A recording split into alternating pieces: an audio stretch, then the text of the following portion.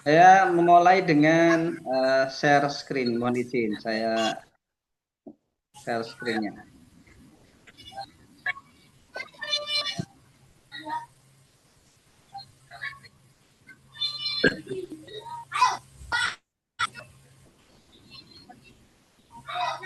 Baik. Apakah sudah tampak di layar Bapak Ibu semua? Sudah jelas, sudah jelas. Baik, Jelas. terima kasih. Baik. Coba suaranya bisik tuh, suka Oke, sering saya gini sementara tapi saya mute aja dulu ya.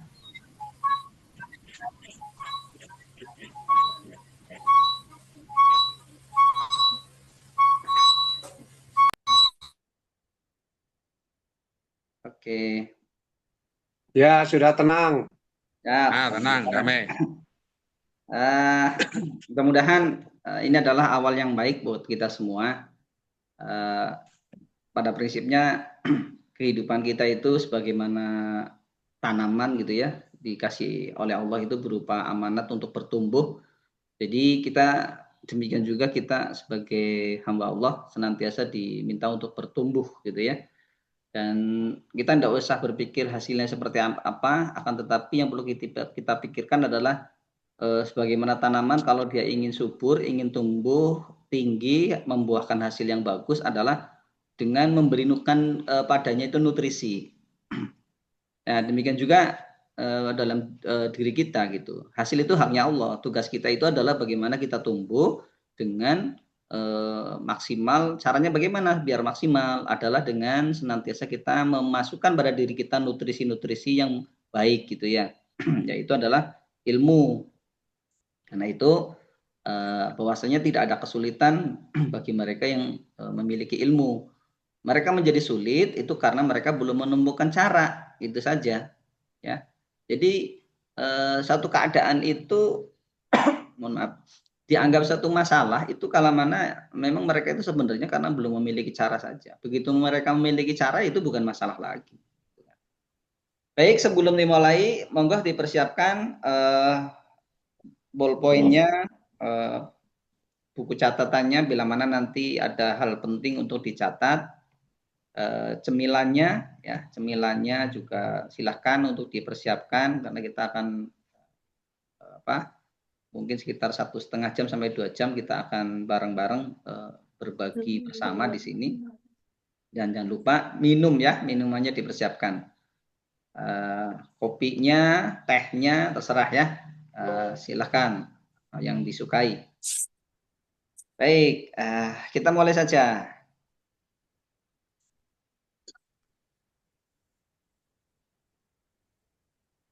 Oke, kita awali semata untuk berharap kepada ridho Allah agar apa yang kita kerjakan tidak hanya membuahkan manfaat dalam kehidupan di dunia, akan tetapi linear sampai kepada kehidupan akhirat. Maka apapun yang kita kerjakan sebagai seorang Muslim hamba Allah, maka niatkan senantiasa dengan mengharap ridho Allah. Kita awali dengan baca basmalah. Bismillahirrahmanirrahim. Bismillahirrahmanirrahim. Baik, izin perkenalkan terlebih dahulu. Ah, ya, bagi yang sudah kenal, alhamdulillah. Bagi yang belum, mohon izin saya perkenalkan terlebih dahulu. Bukan dalam artian saya lagi memampang sesuatu, tapi katanya kalau tidak kenal maka harus kenalan, gitu ya. Jadi bila tidak kenal maka harus kenalan. Nama saya Amir Mahmudin. Saat ini saya mengelola 3 kegiatan.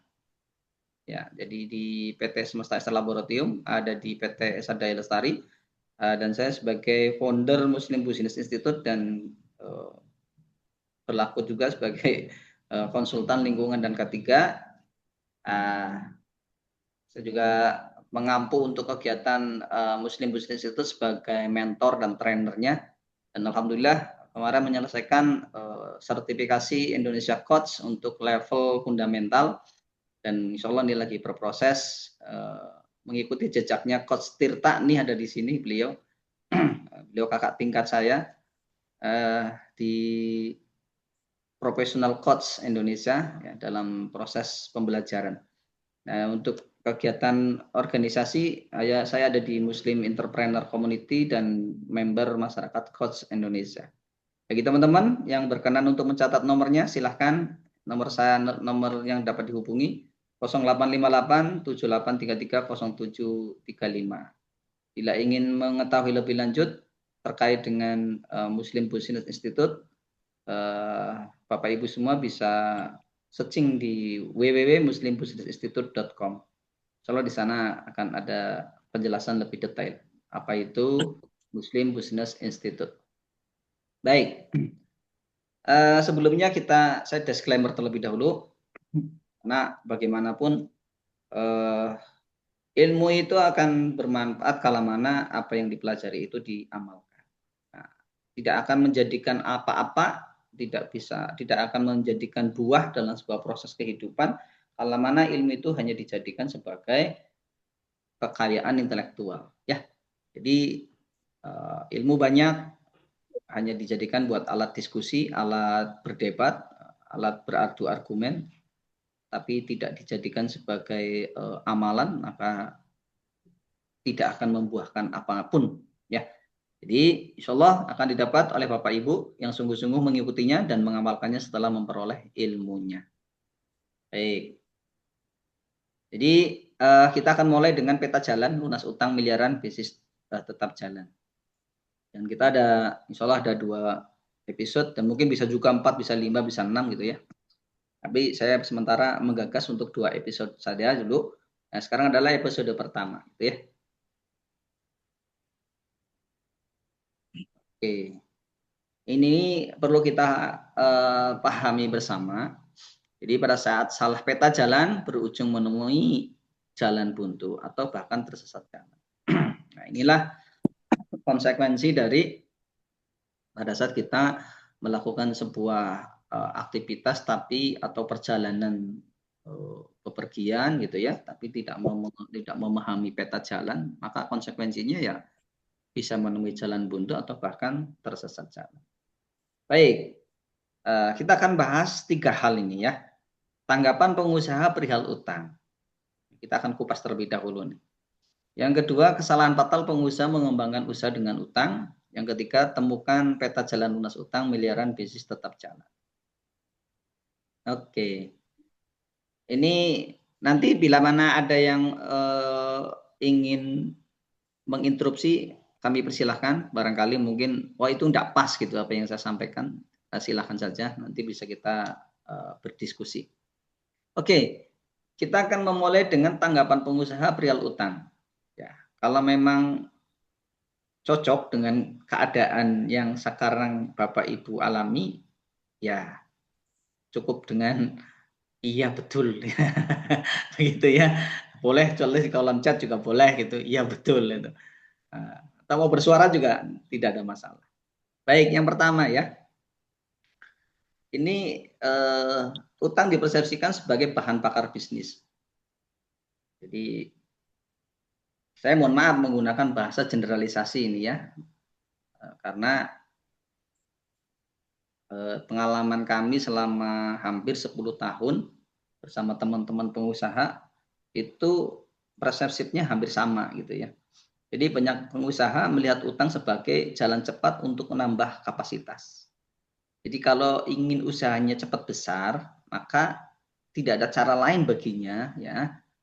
Dalam pemikirannya itu tidak ada cara lain kecuali dengan menambah utang. Nah, ini karena menganggap bahwa utang itu dipersepsikan sebagai bahan bakar bisnis jalan cepat gitu ya. Atau yang kedua, cara loncat level tanpa nunggu lama. Jadi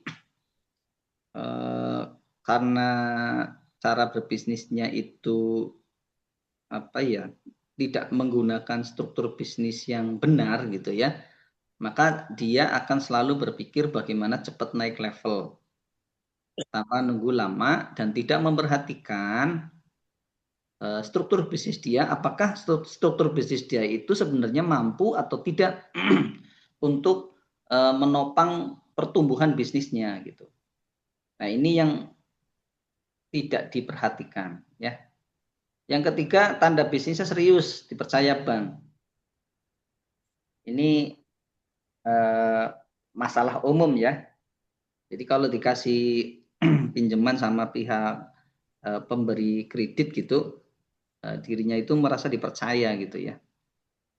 Apakah benar demikian? Apakah benar mereka itu Kami pisan, dipercaya? Pak. Gimana, Ibu? Saya pisan kemarin. Ini posisi saya seperti ini. Masya Allah, innalillahi pokoknya, Pak.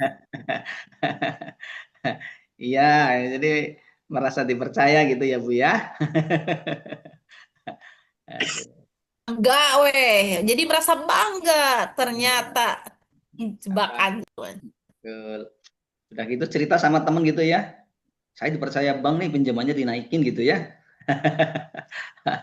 Ada yang lebih seru lagi syukuran.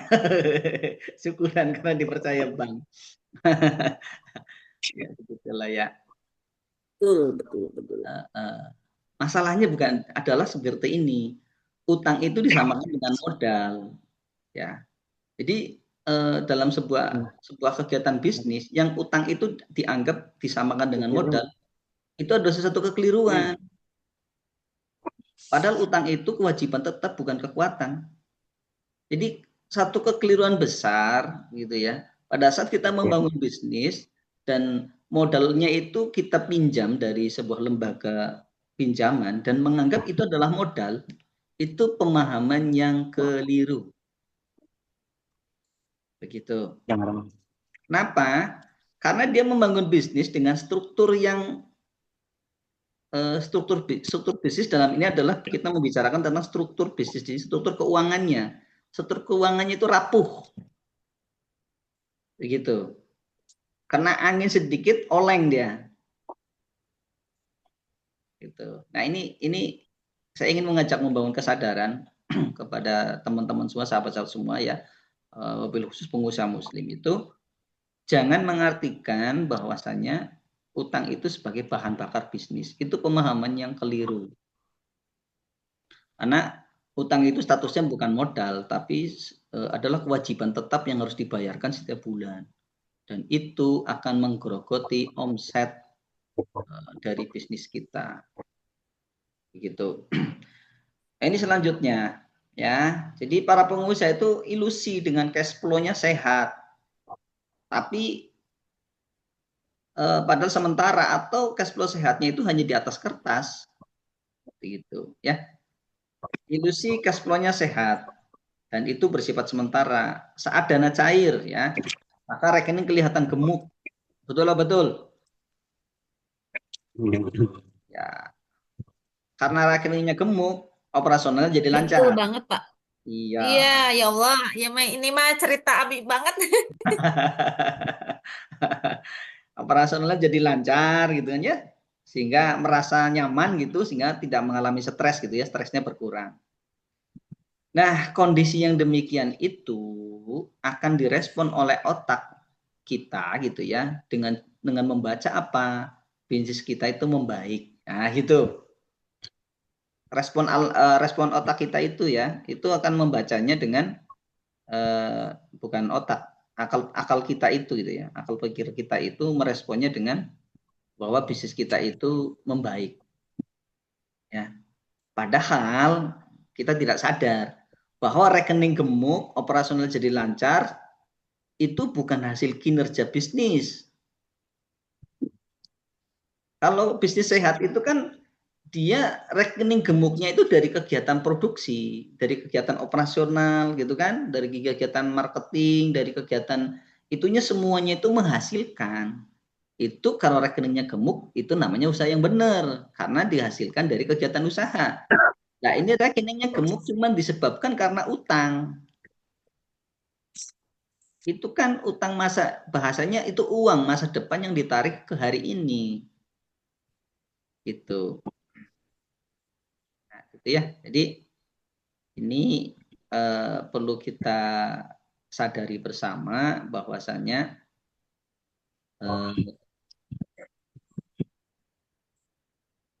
pada saat kita pencairan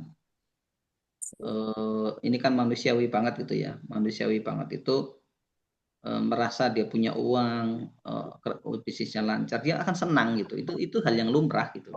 Cuman dia lupa gitu loh, dia lupa bahwa ternyata penghasilan yang didapat itu bukan dari hasil kinerja bisnis. Salam. Oke, Mbak.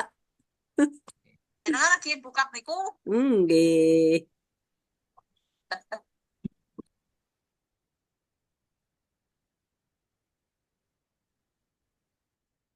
Ya, sebentar. Ya. Baik, saya lanjutkan. Inilah fakta yang sebenarnya.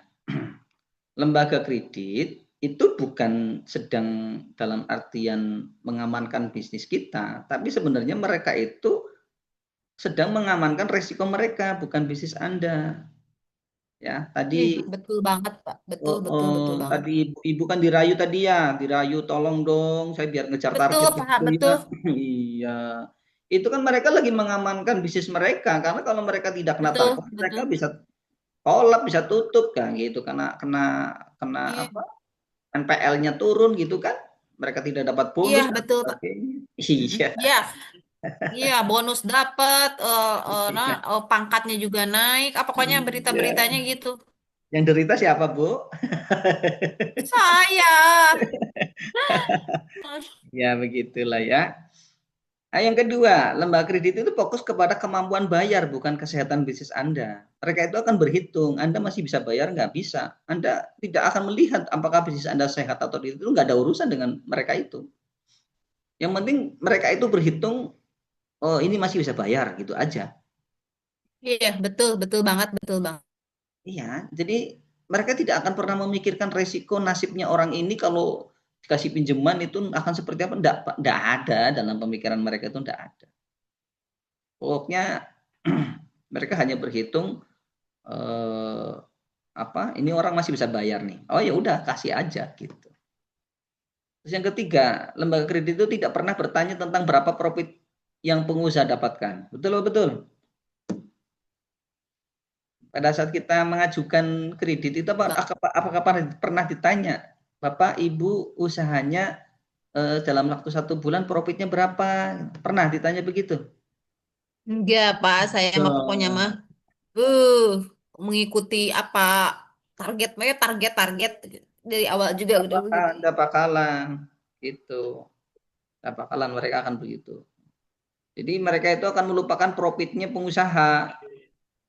Ya, pengusaha itu mau dapat profit atau enggak itu enggak ada urusan dengan dia gitu loh. Jadi yang seharusnya jadi profit diambil sama mereka. Begitu. Maka pada saat gagal kredit terjadi, maka agunan kredit yang menjadi sandera. Ya, begitulah.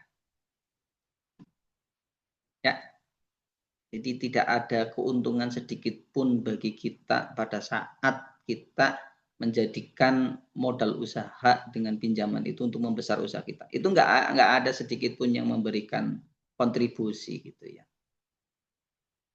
Nah, oke. Ini yang ketiga nih. Ini permasalahan urusan perasaan ini. Ya, karena tekanan sosial dan ego bisnis ini yang jarang diakui secara lisan ya. Yang pertama, pada saat melihat kompetitor lainnya melakukan ekspansi, ya kita nggak pernah melakukan audit terlebih dahulu terhadap kemampuan bisnis kita ya, kekuatan bisnis kita sampai di mana, nggak pernah melakukan itu. Kita ngikut aja, yang lain ekspansi dengan pinjaman kita ikut gitu kan. Atau enggak karena perasaan tidak mau kalah gitu, persaingan dalam bisnis gitu kan. Nah, tidak mau kalah akhirnya ikut. Yang Betul kedua, banget. iya Bu, itu naluri manusia Bu. Ya. Jadi naluri manusia memang begitu ya. Nah, nanti kita benerin bagaimana supaya tidak terpengaruh oleh kompetitor ya. Jadi nanti sehingga kompetitor mau jalan silakan aja gitu. Kita mah tetap on the track gitu. Yang kedua takut dibilang bisnisnya kecil gitu. Ya itu senjata mereka gitu ya. Senjata mereka itu kan dengan cara memberikan gambaran yang mengasihkan, gambaran yang menyenangkan, gambaran yang dibayangkan, direspon oleh otak kita itu sesuatu yang menyenangkan sekali gitu. Sehingga pada saat kita sudah lalai gitu, maka akal kita tidak bisa bekerja dengan bagus. Ya, karena keputusannya bukan berdasarkan pemikiran akal, tapi berdasarkan perasaan. Nah, ada juga yang gengsi nolak tawaran kredit gitu ya. Atau merasa pengusaha besar juga pakai utang. Jadi dia melihat kebanyakan pengusaha di luaran itu dia mengembangkan usahanya dengan utang. Jadi sesuatu yang biasa gitu, sesuatu yang umum, sesuatu yang lumrah gitu kan. Nah, Karena mereka butuh. iya, sesuatu yang umum lumrah gitu. Di luaran itu mohon maaf gitu ya. Kalau kita punya satelit gitu ya, satelit yang mendeteksi setiap rumah itu mana yang punya utang, mungkin hampir setiap rumah bunyi itu. Ya, Betul, betul. iya, hampir setiap rumah tuh bunyi, ada utangnya gitu. Ya, ini Betul, yang betul. memang bahasanya kalau dalam bahasa marketing itu memang mereka berupaya untuk memasarkan produk mereka seluas-luasnya gitu kan. Dan kita itu harus berpikir apakah saya perlu membeli produk mereka atau tidak gitu. Nah, ini kadang kita dalam proses pengambilan keputusan itu tidak menerapkan manajemen resiko dan lain sebagainya, apalagi pendekatannya kepada pendekatan syariat, ya akhirnya mengambil keputusan tanpa dasar yang kuat. Jadi akhirnya apa? Utang jadi alat validasi status ya. Jadi bukan lagi dianggap sebagai suatu strategi pengembangan bisnis gitu ya. Tapi dianggapnya sebagai validasi ya, pembenaran status gitu. Yang selanjutnya, minimnya literasi finansial strategi. Jadi ya mohon maaf, memang seharusnya kalau kita melakukan kegiatan apapun, apalagi bisnis gitu kan, sebagaimana Allah berfirman di Quran surat Al-Isra ayat 32 gitu ya. A'udzubillahi minasyaitonirrajim. Wala taf'alu malaika bihi ilmu itu kan.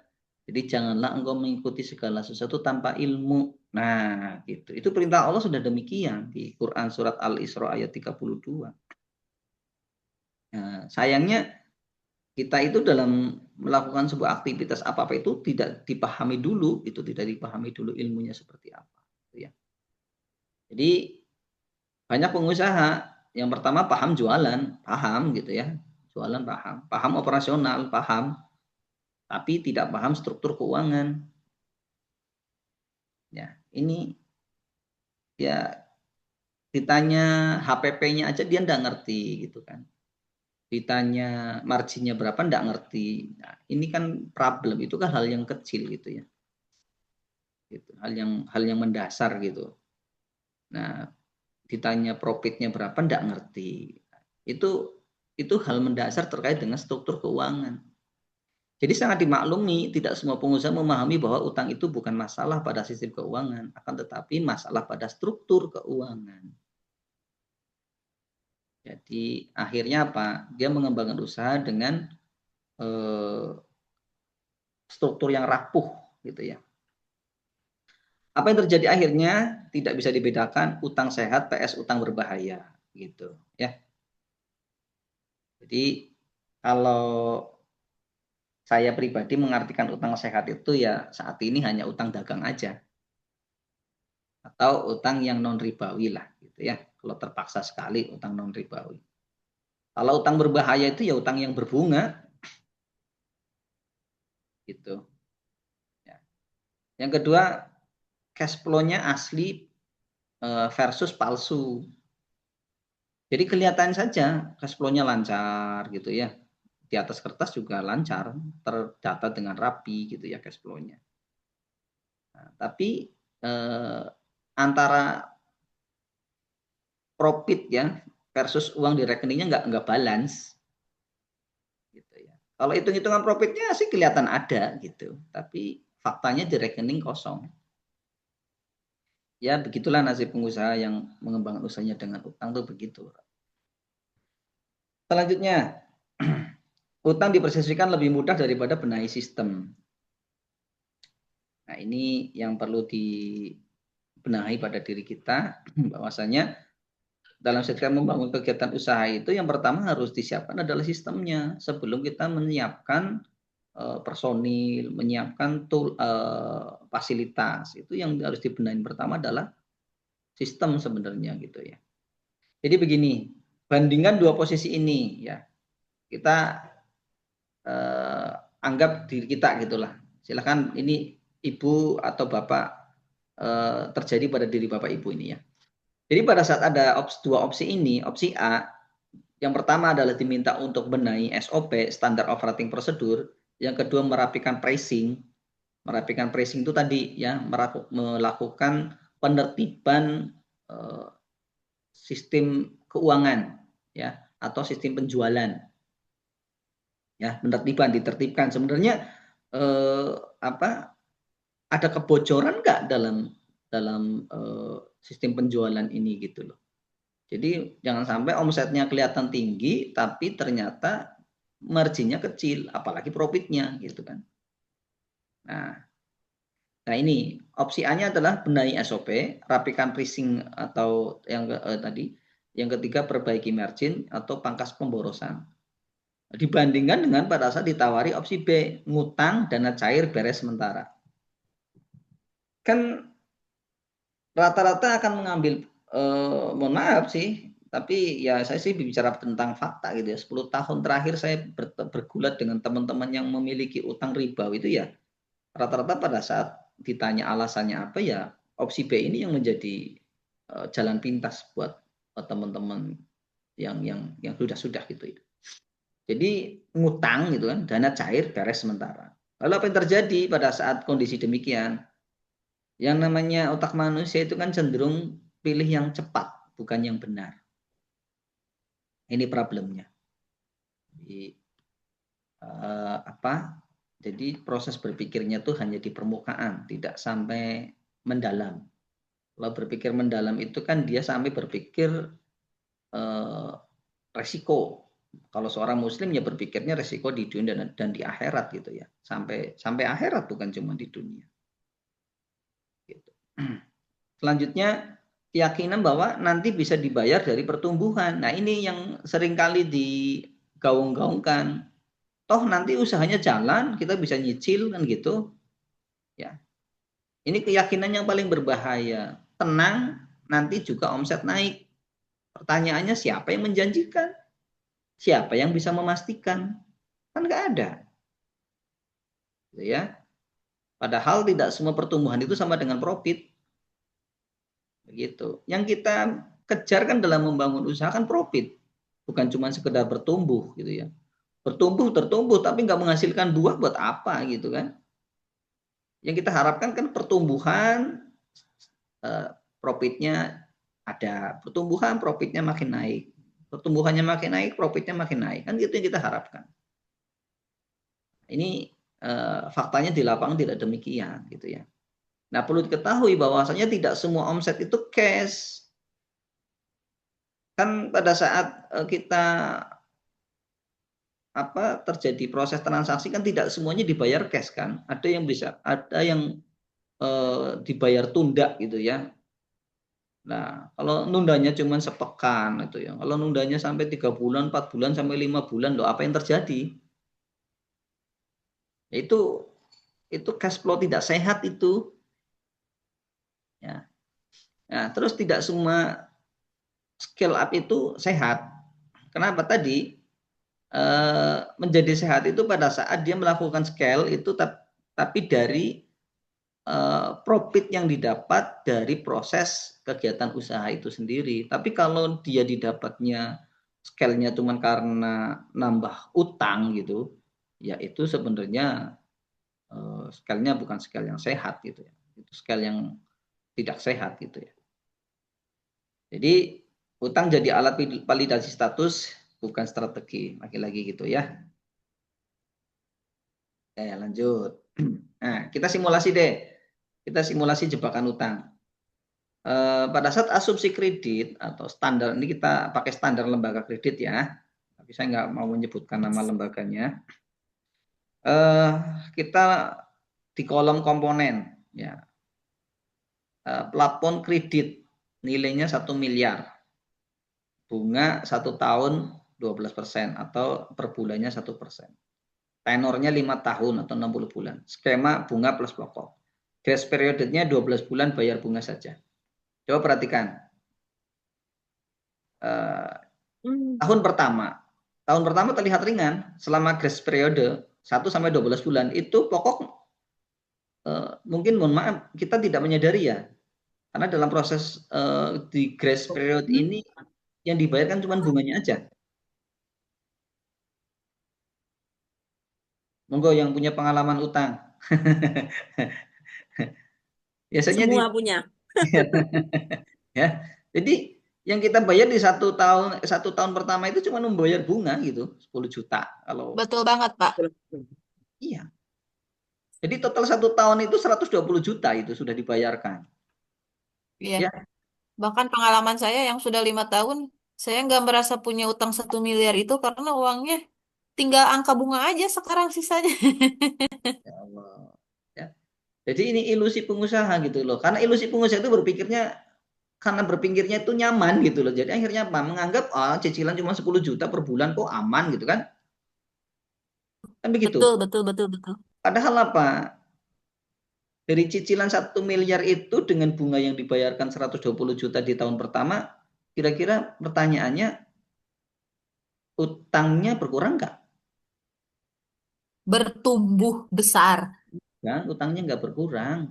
Utang tidak berkurang, 120 juta itu habis untuk bayar bunga.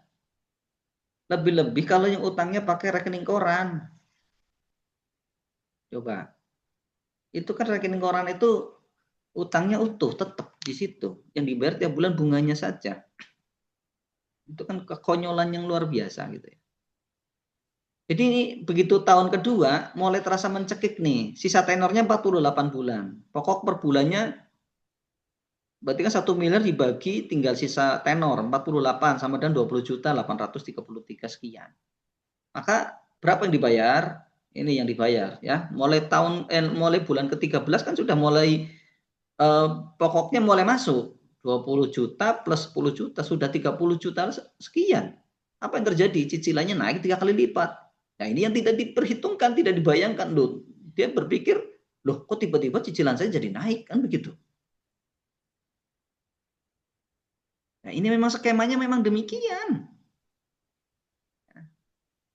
Jadi akhirnya apa? Cicilan naik 3 kali lipat dari yang dibayangkan. Gitu, ya. Apa dampak ke cash flow usaha? Ya, contoh sederhana asumsi usaha, laba bersihnya 50 juta gitu ya.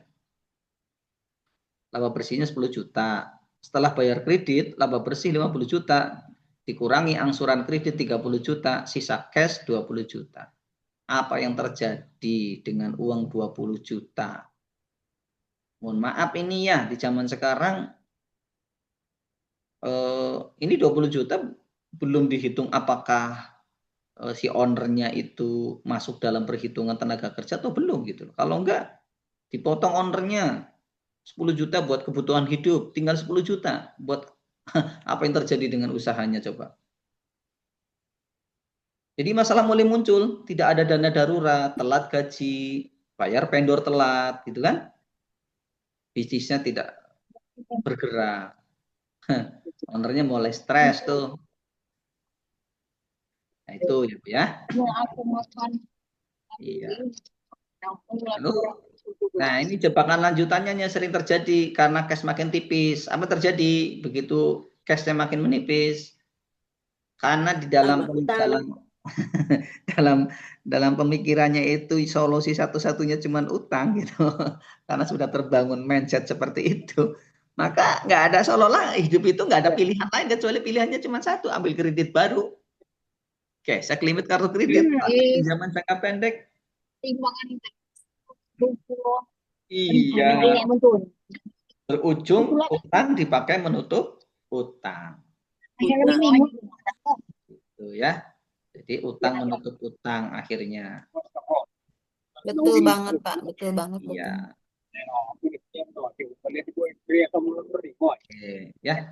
Maka kesimpulan sederhana, ya, kesimpulan sederhananya demikian. Awal cicilan kecil, merasa tenang, gitu ya. Begitu di tengah cicilan mulai naik, mulai panik tuh, gitu kan? Nah, karena panik lanjut tambah utang. Jadi masalahnya menjadi berat. Tambah berat. Akhirnya apa? Kerja untuk lembaga kredit gitu ya, Bu ya. Jadi bukan kerja untuk diri sendiri, tapi bekerja untuk lembaga kredit ya. Nah, ini saya kasihannya di sini nih. Bapak Ibu, Betul banget. ya, kalau boleh saya nanya begini deh. Itu para karyawan lembaga kredit itu kerjanya berapa jam? 8 jam ya rata-rata. Berapa ya paling pergi? Rata-rata 8 jam. Pertanyaannya 8 jam ya? Iya. Mereka kerja 8 jam itu dibayar nggak? Ya dibayar, masa enggak sih, Pak? Nggak dibayar. Lah pertanyaannya Dibayar ya. ya, sekarang bagi mereka yang utang itu kerjanya berapa jam? Mikirin utang. 24 jam. 24 jam. 24 jam. 24 jam. Pertanyaan selanjutnya, sudahlah mikirin utang 24 jam dibayar nggak? Enggak. Iya, amat kasihan ya. Iya. Bukan sibuk bekerja untuk membesarkan usaha sendiri, melainkan sibuk membesarkan bisnis orang lain. Nah, itulah kekeliruan ya. Kekeliruan para pengusaha itu kebanyakan demikian. Nah, inilah ya skema jebakan utang yang terlihat rasional gitu ya. Jadi narasi utang produktif gitu ya. Kredit produktif, bunga ringan gitu kan. Ini kan yang dipromosikan demikian nih, kredit produktif dan bunga ringan. Nah, begitu pencairan rekening terlihat gemuk, wah seolah cash flow-nya sehat gitu ya. Maka apa yang terjadi? Ekspansi dan gaya hidup. Nah, Beli yang tidak berguna. iya, begitu pinjam 1 miliar, apakah pertanyaannya apakah 1 miliar itu digunakan semuanya untuk modal usaha? Enggak. Untuk selamatan, Pak. Iya, satu untuk syukuran gitu ya, itu udah ngeluarin uang untuk syukuran. Yang kedua, nggak puas syukuran di rumah, keluarga perlu refreshing nih, jalan-jalan gitu ya. Betul banget, betul banget, Jalan-jalan. betul banget. Wah, pas jalan-jalan melihat banyak yang perlu dibeli nih gitu kan, banyak perlu yang dibeli nih, buat sendiri juga buat oleh-oleh gitu kan, masya Allah. Pasar. Iya, padahal Tambahin pengajiannya gaya, itu untuk Ustaz. modal gitu kan. Nah, itulah. Memang manusia memang demikian gitu ya. Apa akhirnya? Ambil utang lagi gitu kan. Maka Tambah besar. cicilan mulai ngejar. Beban bayar makin berat gitu kan. Maka tekanan dan defisit, takut ketinggalan, gengsi gitu kan. Itu modal cepat. Mau ekspansi dan tambah omset naik utang lagi gitu. Ya ini lingkaran mohon maaf ini lingkaran setan ini. Gitu ya. Betul. Nah, lebih parahnya lagi, mohon maaf ini lebih parahnya lagi. Kita sebagai seorang muslim itu tidak memahami apakah utang yang kita kerjakan itu masuk dalam kategori utang ribawi atau tidak gitu. Kebanyakan nggak memikir itu, Pak. Nah, itu Karena mikirnya problem. butuh. Iya. Baik, yang kedua nih. Kesalahan fatal pengusaha mengembangkan usahanya dengan utang.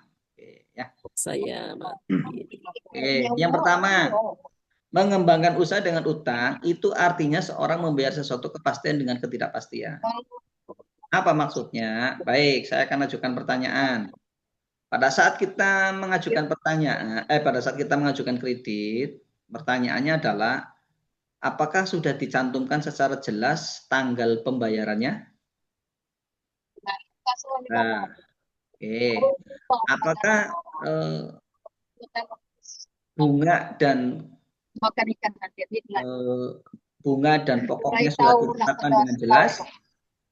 Sudah, gitu kan? Gitu. Terus pertanyaan selanjutnya, apakah sudah memahami akan resiko yang didapat pada saat mengalami gagal bayar bahwa agunannya akan dilelang? Sudah, Ini Ustadz, kan? slide-nya hilang Ustadz, Ya. slide-nya. Jadi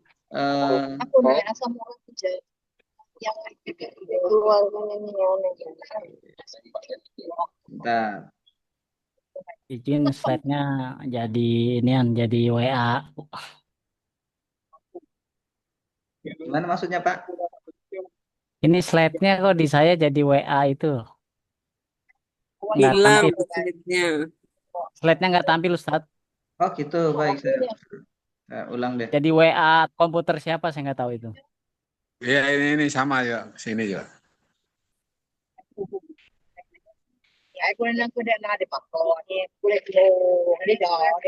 Bentar.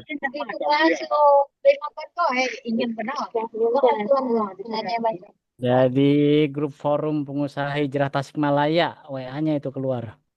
Oh, ini punya Bu itu ya, sebentar. Bu, Ibu. Oke, ya. Oke, terima kasih Ibu. Maaf kepijit, maaf.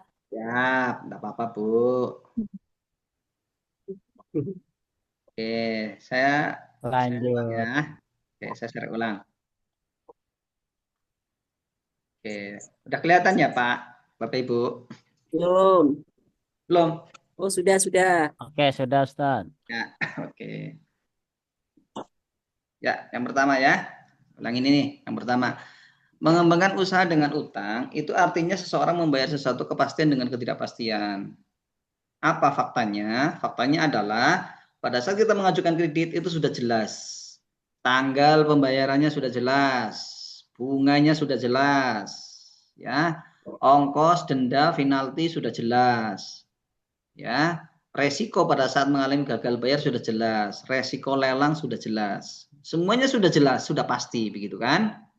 Nah, pada saat uang Ya. pencairan terus digunakan untuk usaha, pertanyaan saya adalah, apakah kita bisa memastikan bahwa usaha kita akan jalan? Tidak bisa. Enggak. Tidak. Iya. Apakah pada saat kita, walaupun usaha kita jalan, apakah bisa dipastikan bahwa usaha kita itu akan menghasilkan? Enggak. Tidak juga kan? Inilah artinya bahwa kita itu membayar sesuatu yang sudah pasti harus ditunaikan dengan sesuatu yang tidak pasti kita dapatkan. Iya kan? Ditambah lagi, mohon maaf, umur kita apakah kita tahu pasti akan sampai pada saat kita melakukan akad kredit itu? Kan enggak juga. Enggak kepikiran sampai ke sana Pak Ustadz ya. Nah, Innalillahi. apa yang terjadi akhirnya? Mohon maaf nih, kasusnya banyak nih ya, kasusnya banyak. Saya bilang banyak itu bukan cuma satu gitu ya. Yang punya utang meninggal, akhirnya apa? Yang ditinggal itu yang akhirnya rempong-rempong, nggak ngerti gimana cara menyelesaikannya. Ya masih mending kalau masih ada aset yang bisa dijual. Kalau nggak ada, coba. Jadi, Nauzubillah ya Allah, jangan mewarisi utang kepada anak-anak. tapi faktanya banyak demikian, Bapak Ibu. Ya karena dalam proses mengajukan kredit itu dia tidak berpikir panjang gitu. Hanya tadi ya pengen mendapatkan validasi dari dari tetangga, dari masyarakat, biar dibilang orang sukses, biar dibilang bisnisnya besar, biar dibilang orang yang kaya dan lain sebagainya. Padahal kan kalau kaya dia dari bisnis, dari memang karena artinya omsetnya memang bagus karena memang proses bisnis gitu ya, yang benar, yang sehat, enggak masalah. Ini yang kedua, mengembangkan usaha dengan utang itu membuat seseorang pengusaha salah mengertikan kepercayaan.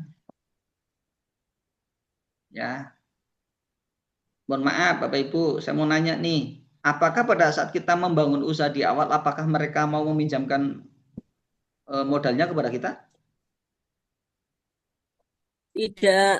Ya. Enggak. Ya, saya punya pengalaman pribadi. Pakai jaminan. Ya, saya punya pengalaman pribadi pada saat usaha Iya, baru Pak.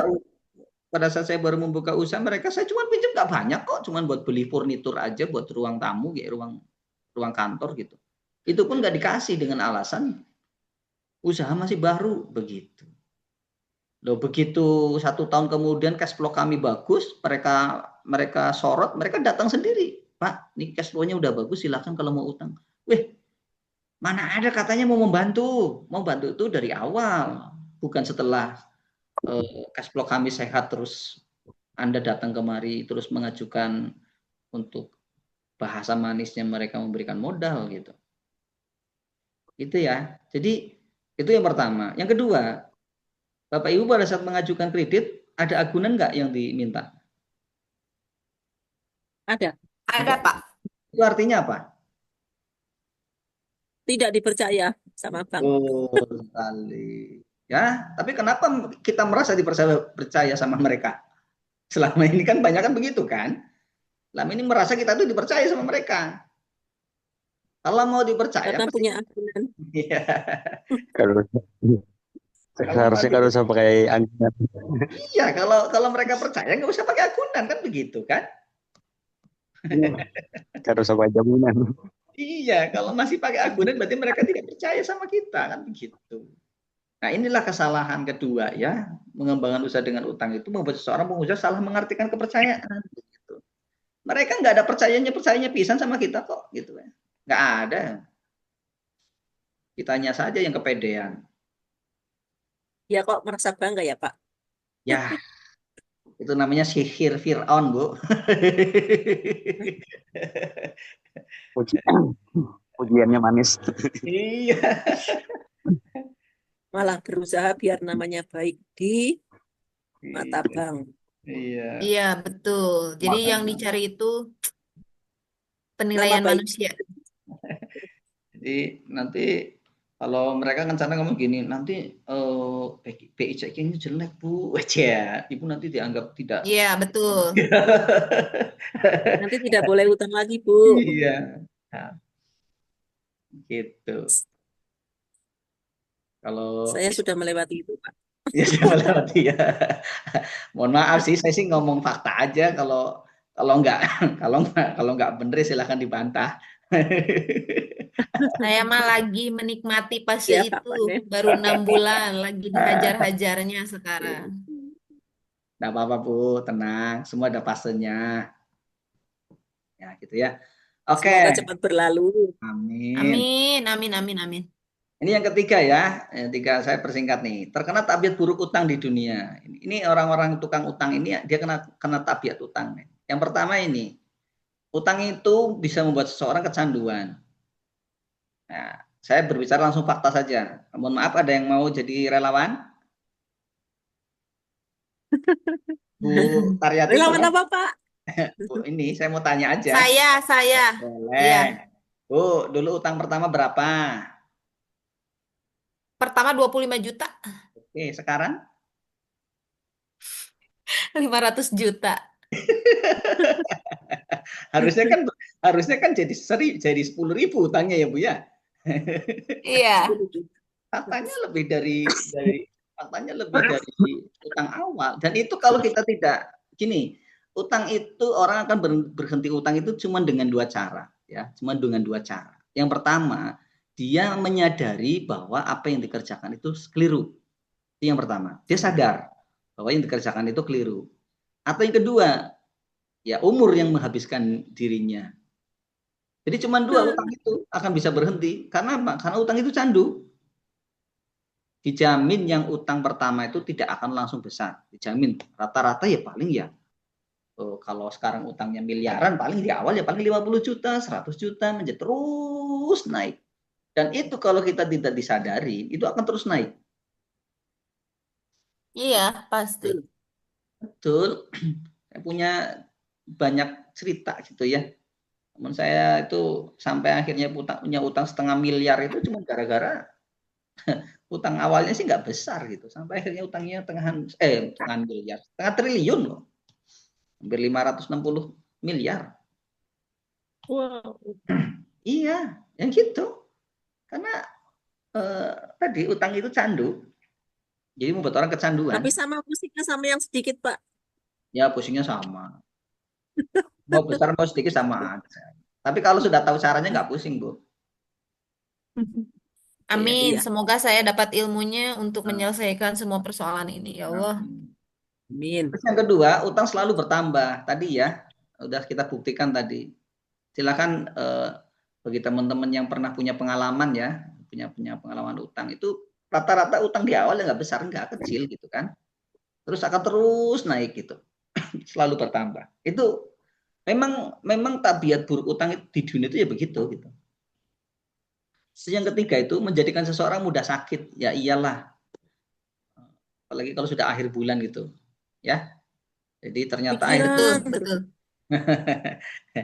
ternyata kalau akhir bulan itu rembulan lebih panas dari matahari, ya Bu ya.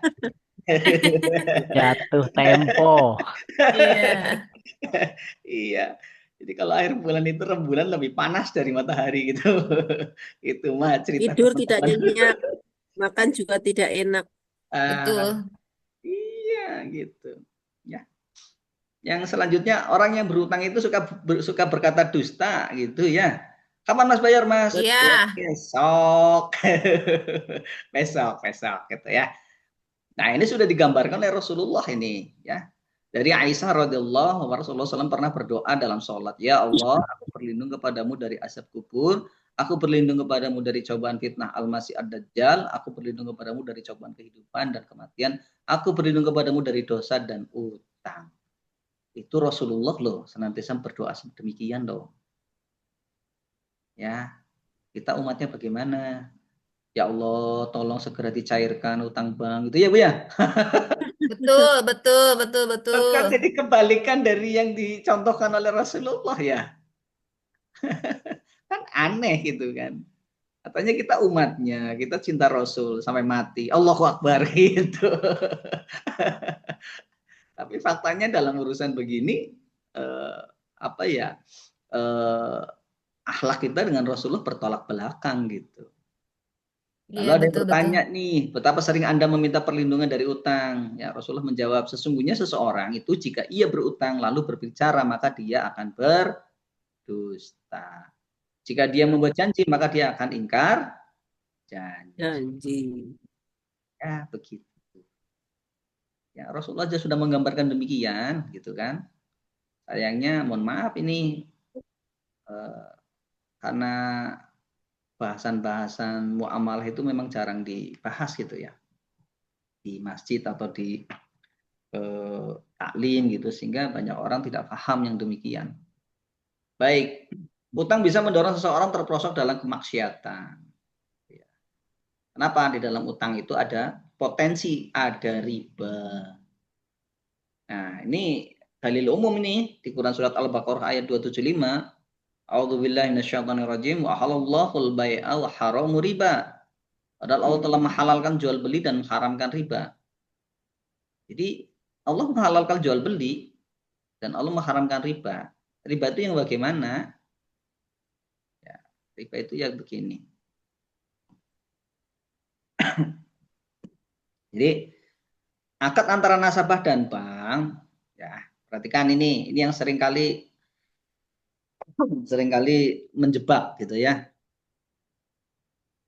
Ini bisa dijadikan ini juga buat Ustaz yang ini ya yang punya utang di bank syariah. Jadi akad antara nasabah dengan bank sebenarnya adalah akad qard. Qard itu pinjaman ya. Jadi antara utang dengan pinjaman itu berbeda. Saya gambarkan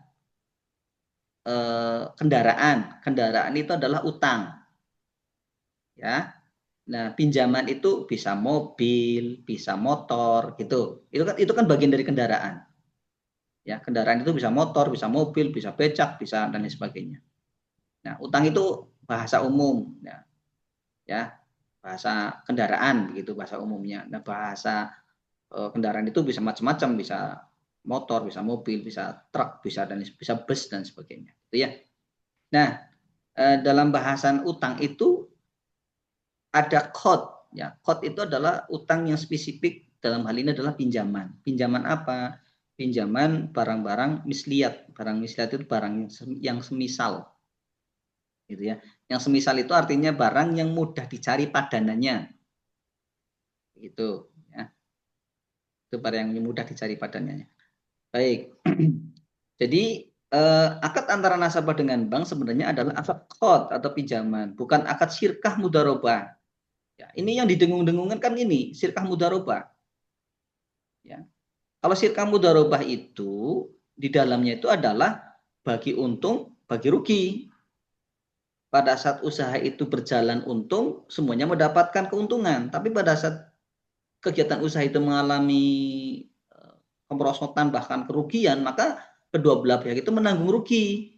Nah, permasalahannya pada saat kita meminjam di lembaga pinjaman, itu nggak ada bahasa rugi di mereka. Ya, mereka selalu untung. Karena apa? Mereka sudah kontrak di awal bayar bunga sekian. Walaupun itu labelnya juga syariah, sama saja. Ya. Jadi pada prinsipnya bank syariah dengan bank konvensional nggak ada bedanya, cuma namanya doang di label-labelin seperti syariah gitu. Tapi faktanya itu nggak sesuai dengan syariah. Jadi hubungan antara bank dan nasabah adalah hubungan nasabah sebagai pihak pemberi pinjaman atau mukrid dengan bank sebagai pihak yang meminjam atau muktarid. Ya. Jadi akad yang sebenarnya adalah qard atau pinjaman, bukan dain. Dain itu utang.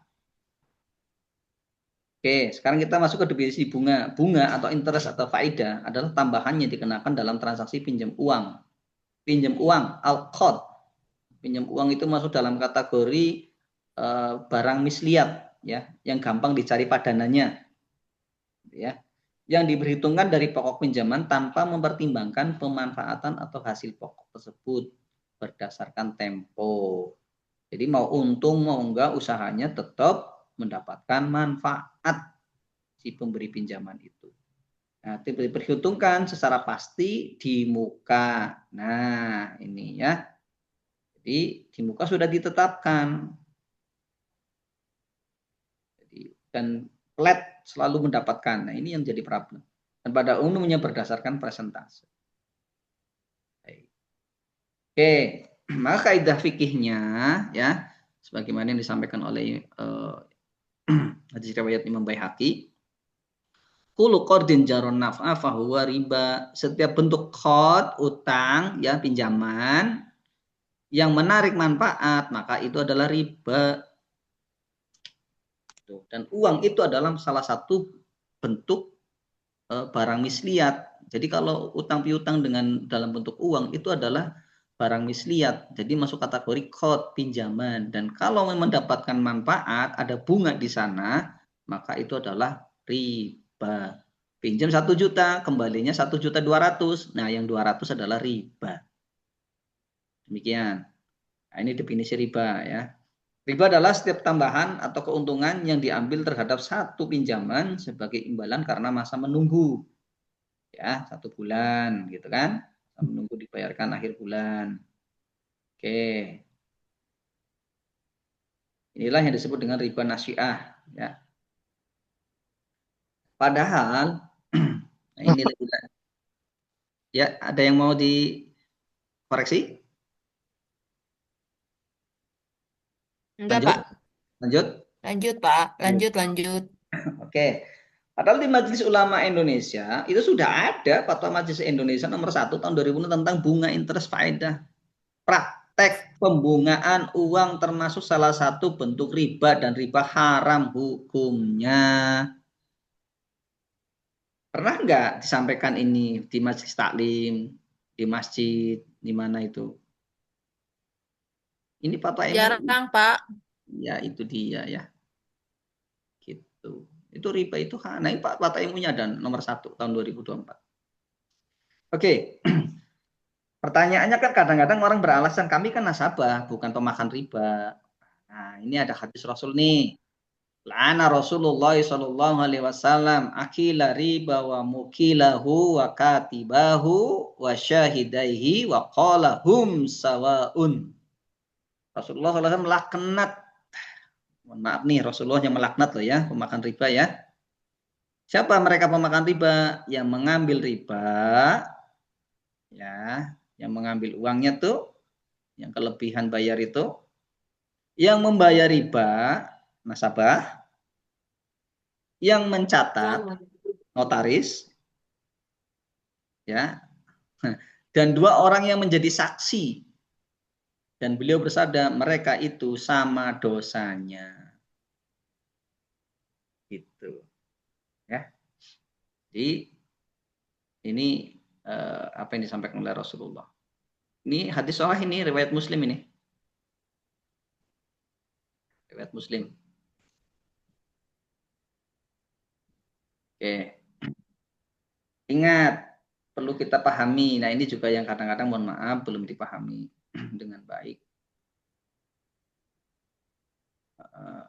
Sebentar, saya ada pertanyaan apa ya? Oke, ya. Ingat, harta haram karena zatnya atau cara mendapatkannya. Jadi harta haram itu bisa disebabkan oleh dua hal. Yang pertama karena zatnya. Zatnya memang haram. Ya. Yang kedua karena cara mendapatkannya. Lalu atas hal tersebut, ya, perhatikan.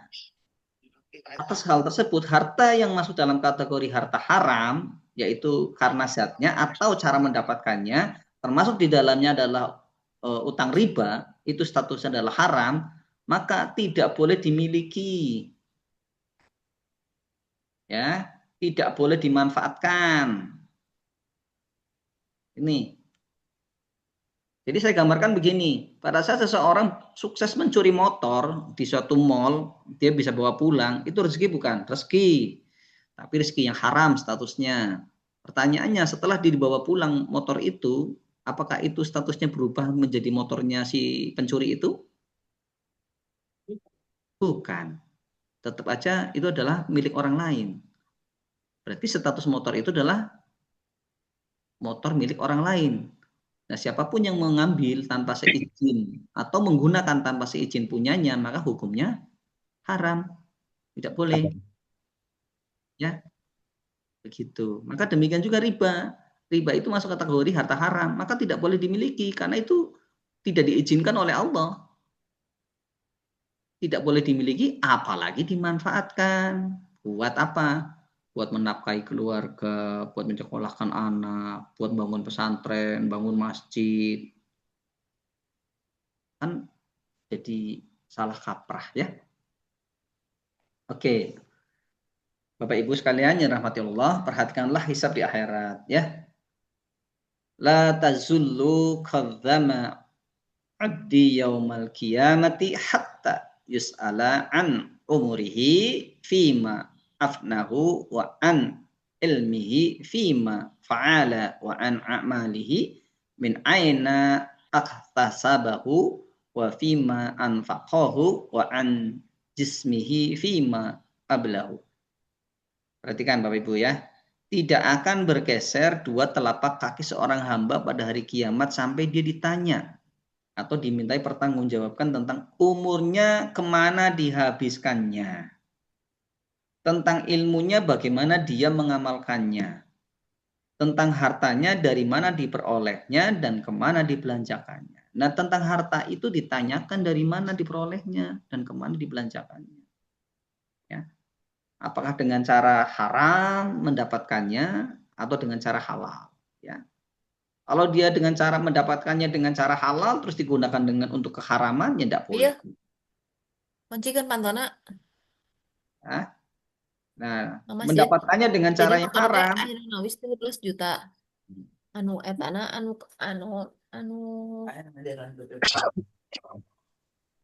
iya na ari Bukan, calan bukan. gitu. Anu dua-dua eta teh kitu maksud ambil mah.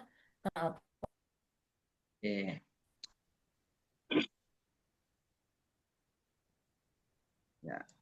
Ya.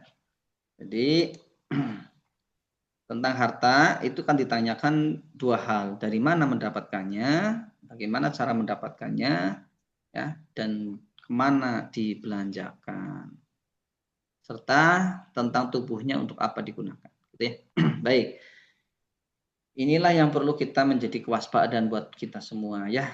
Perlu perhatikan, ini banyak sekali hadis tentang riba itu. Saya tampilkan satu saja ini.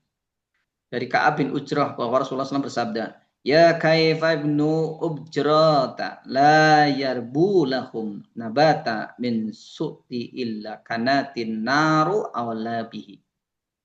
Perhatikan Bapak Ibu semua. Wahai Ka'ab bin Ujrah, tidaklah daging manusia tumbuh dari barang yang haram kecuali neraka lebih utama atasnya. Naudzubillah min dzalik.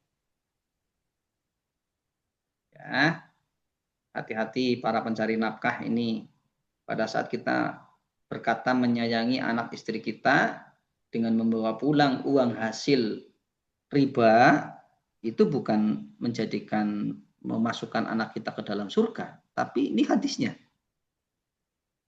Rasulullah itu mengancam gitu ya, bahwa daging yang tumbuh dari barang yang haram itu layaknya itu di neraka. Naudzubillah min dzalik. Nah, ini yang demikian ini perlu kita pahami sehingga kita berhati-hati dalam melakukan sebuah aktivitas dalam kehidupan di dunia ini. Kenapa? Karena kita mengaku diri kita seorang muslim. Kalau kita bukan seorang muslim ya terserah gitu kan. Karena kita mengaku seorang muslim, konsekuensinya ya kita harus taat dengan syariat Allah. Karena dalam pembahasan akidah ya tentang uluhiyah, kalau rububiyah kan tentang keyakinan tentang pencipta, pengatur, maha pemberi rezeki, pemilik, mengelola alam semesta, itu Allah Subhanahu wa taala. Nah, pada saat pembahasan akidah uluhiyahnya bahwa kita harus meyakini apapun yang kita kerjakan itu harus mengikuti, harus diniatkan hanya semata mengharap ridha Allah. Yang kedua harus mengikuti Rasulullah. Nah, itu kan pembahasan iman. Nah, pada saat orang ini melakukan sebuah aktivitas ribawi, mohon maaf, ya artinya dirinya tidak memahami tentang akidah uluhiyah ini. Berarti resiko gitu ya. Resiko terhadap apa? Terhadap keimanan kita kepada Allah, kepada Rasul, kepada Al-Quran gitu kan. Oke. Yang ketiga, kita temukan peta lunas utang miliaran bisnis tetap jalan. Ya, memang kita perlu mempelajari ilmunya ya. Di mana sih Anda bisa temukan peta lunas utang miliaran bisnis tetap jalan? Banyak cara lah ya, banyak cara jalan untuk bisa lunas utang itu. Kan saat ini banyak tuh komunitas-komunitas bebas utang, riba gitu kan banyak ya. Hampir di setiap daerah adalah gitu ya. Jadi kita bisa belajar langsung dari teman-teman pengusaha hijrah utang riba itu caranya seperti apa gitu ya.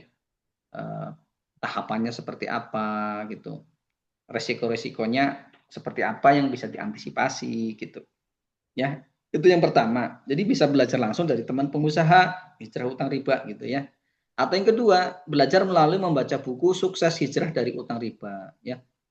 Belajar melalui informasi media sosial, Facebook, Instagram, YouTube, TikTok dan sebagainya. Sekarang itu udah banyak gitu ya, udah banyak.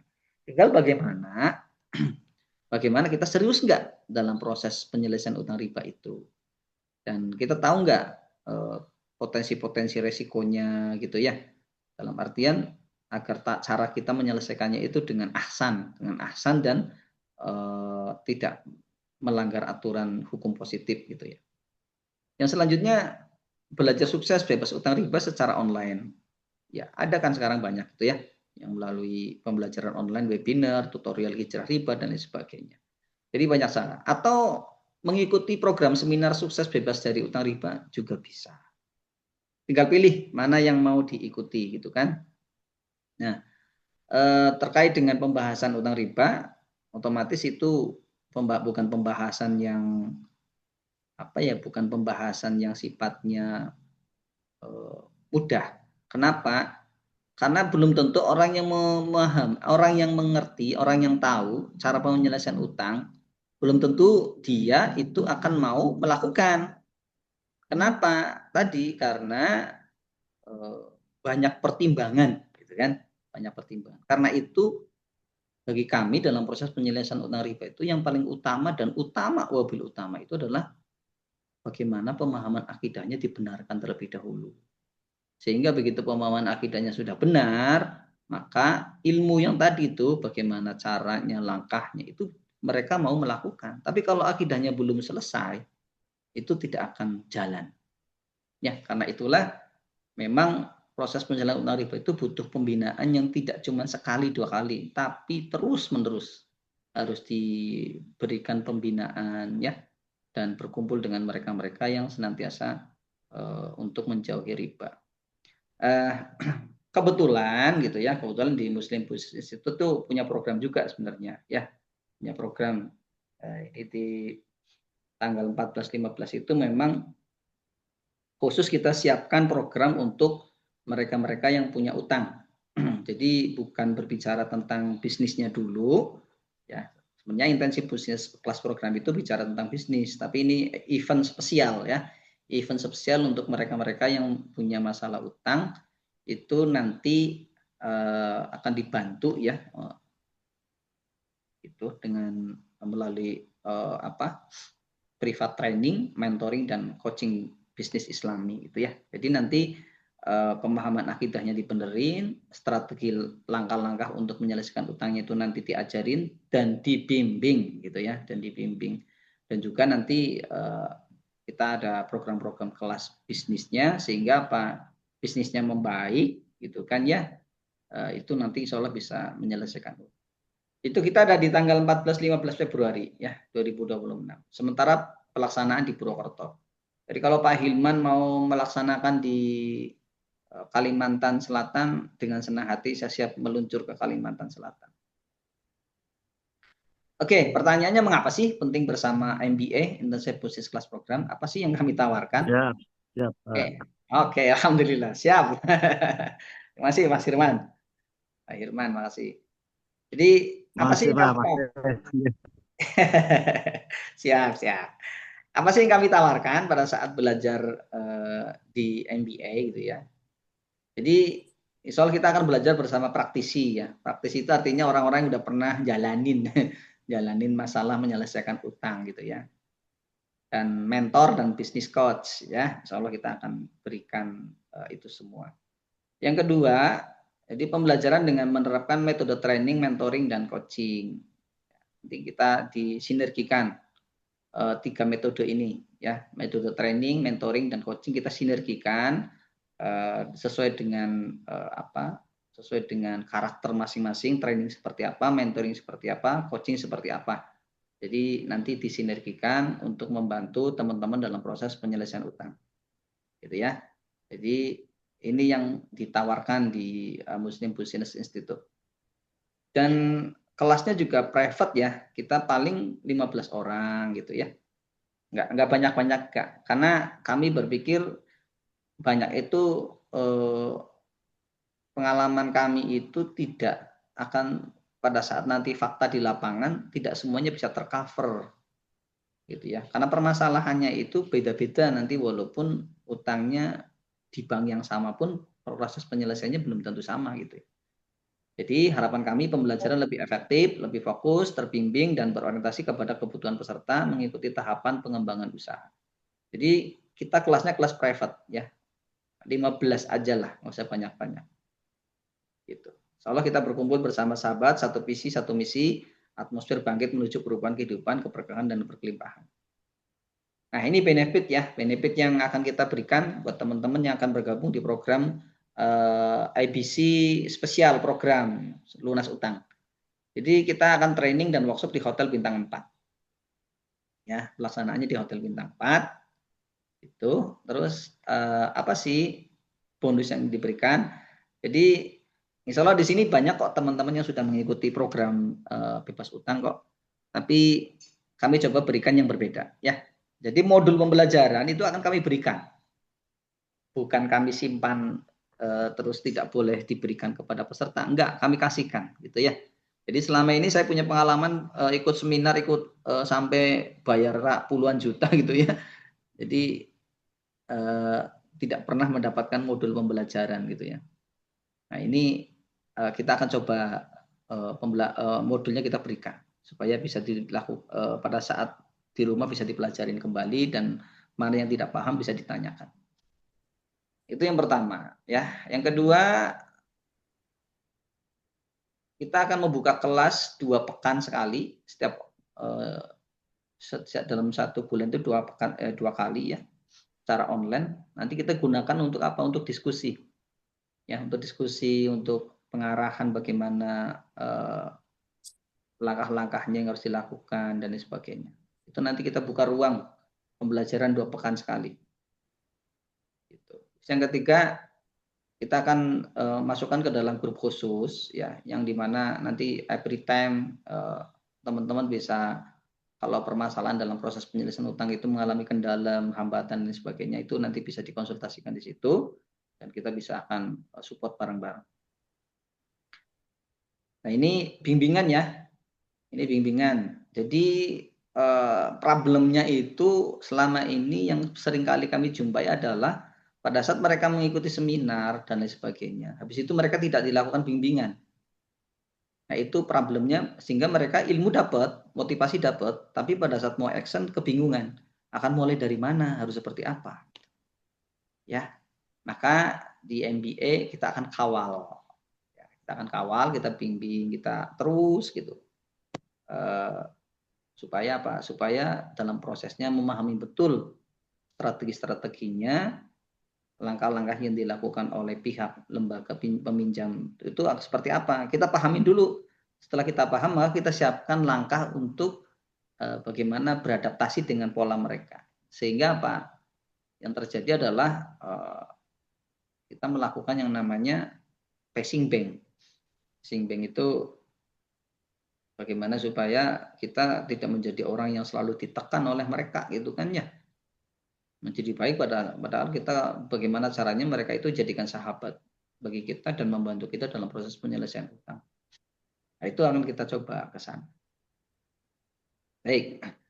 Nah, ini ya, dan kita akan coba berikan 1 kali sesi coaching bisnis, ataupun kalau concernnya di penyelesaian utang boleh di concern penyelesaian utang, tapi kalau memang concernnya nanti di penyelesaian pengembangan bisnisnya, nanti kita akan berikan.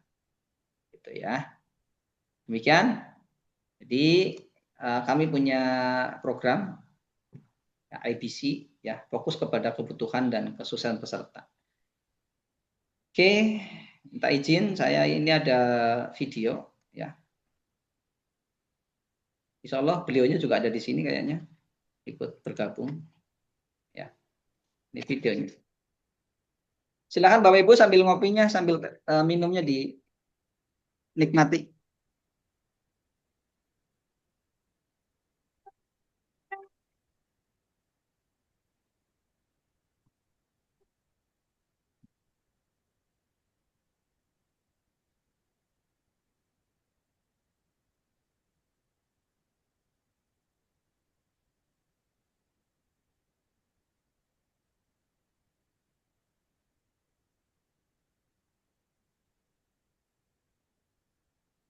Kali ini saya ingin, selama saya berbisnis, jadi perlu diketahui bahwa saya memiliki bisnis di bidang elektronik, alat rumah dan pakaian muslim yang sudah berjalan sampai saat ini kurang lebih 20 tahun. Dan tentunya kami sampai saat ini terjerumus ke dalam pinjaman bank ribawi yang jumlahnya ya lumayan lah, sampai miliaran tentunya. Dan untuk menyelesaikan itu kami sudah dibantu mengikuti Kembali ke rapat yang di lokal maupun Bentar, mohon maaf Ibu. Mohon untuk tidak bersuara terlebih dahulu.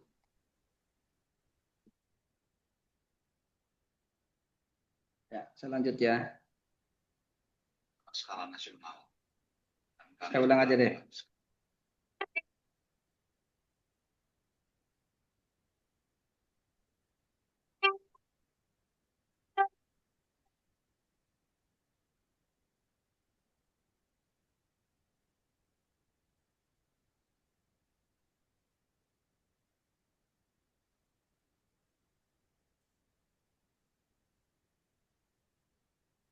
Untuk dialog ayam ya yang.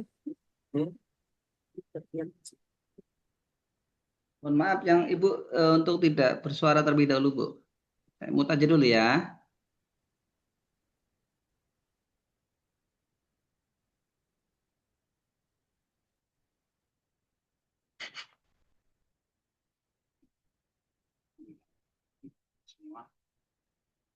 ini saya ingin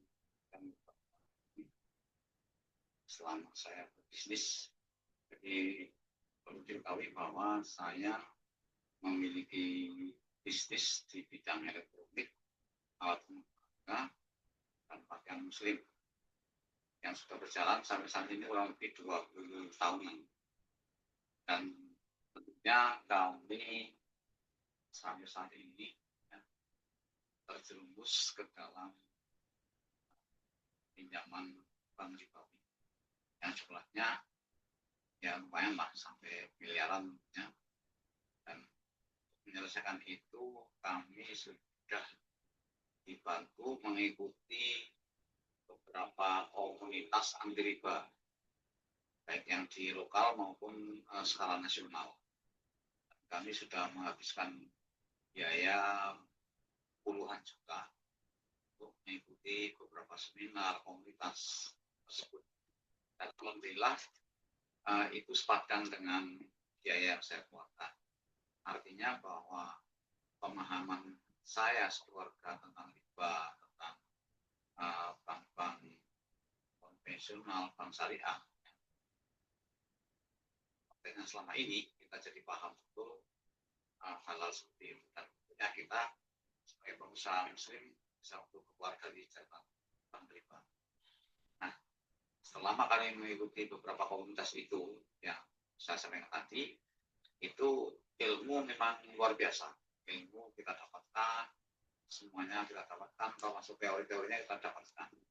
Tetapi dalam prakteknya kita kadang-kadang masih butuh bantuan, masih bingung gitu. Mau apa, mau kemana, terus bagaimana. Sementara kami tidak bisa tanya langsung. Nah ini sekarang alhamdulillah di wilayah Banyumas sudah berdiri namanya MBI, Muslim Business Institute. Nah ini akan mengadakan pelatihan atau pembelajaran atau coach kepada pengusaha muslim di manapun berada, yaitu namanya IBCP, Intensive Business Class Program.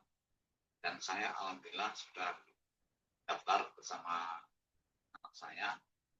Nah, di sini kelebihannya adalah di samping kita diberi pemahaman lagi tentang masalah riba, masalah bagaimana kita seharusnya seorang pengusaha muslim itu tidak perlu meminjam atau utang bank, apalagi utang bank riba, itu seharusnya bisa mandiri dengan modal yang ada. Nah ini yang para pengusaha muslim akan diberi ilmu yang luar biasa nantinya dan dibimbing langsung, diikut langsung selama kurang lebih 3 bulan untuk mengembangkan bisnisnya menjadi lebih besar, lebih baik, dan lebih terprogram, sehingga kita nantinya dalam berbisnis tersebut benar-benar sesuai dengan syariah, kita bisa melunasi semua utang-utang riba, kita bisa menyelesaikan semua utang-utang riba, dan kita berbisnis benar-benar dari hasil yang tanpa riba.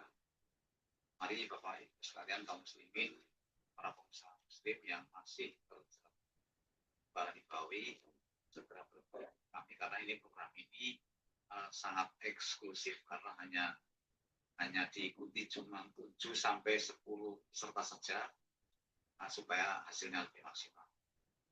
Dan kita nanti bisa bertemu di Intensive Business Class Program di Purwokerto yang insya Allah akan dilaksanakan pada tanggal 24 sampai 25 Januari 2025.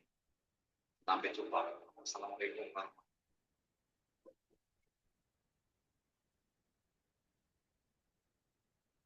Baik, Bapak Ibu semua. Jadi tadi ya, insya Allah beliaunya ada di sini juga gitu ya. Kebetulan beliau itu ikut yang tanggal, kalau beliau untuk urusan utang ribanya insya Allah sudah berproses, tinggal menunggu persetujuan bayar pokok saja gitu ya. Jadi prosesnya memang sudah lama. Kalau beliau kebetulan insya Allah masuk di kelas program bisnis gitu ya, program bisnisnya, karena targetnya adalah untuk bisa menaikkan omset dan untuk bisa menutupi utang gitu ya. Nah, kalau untuk yang sekarang itu kita buka untuk di bulan Februari khusus ya.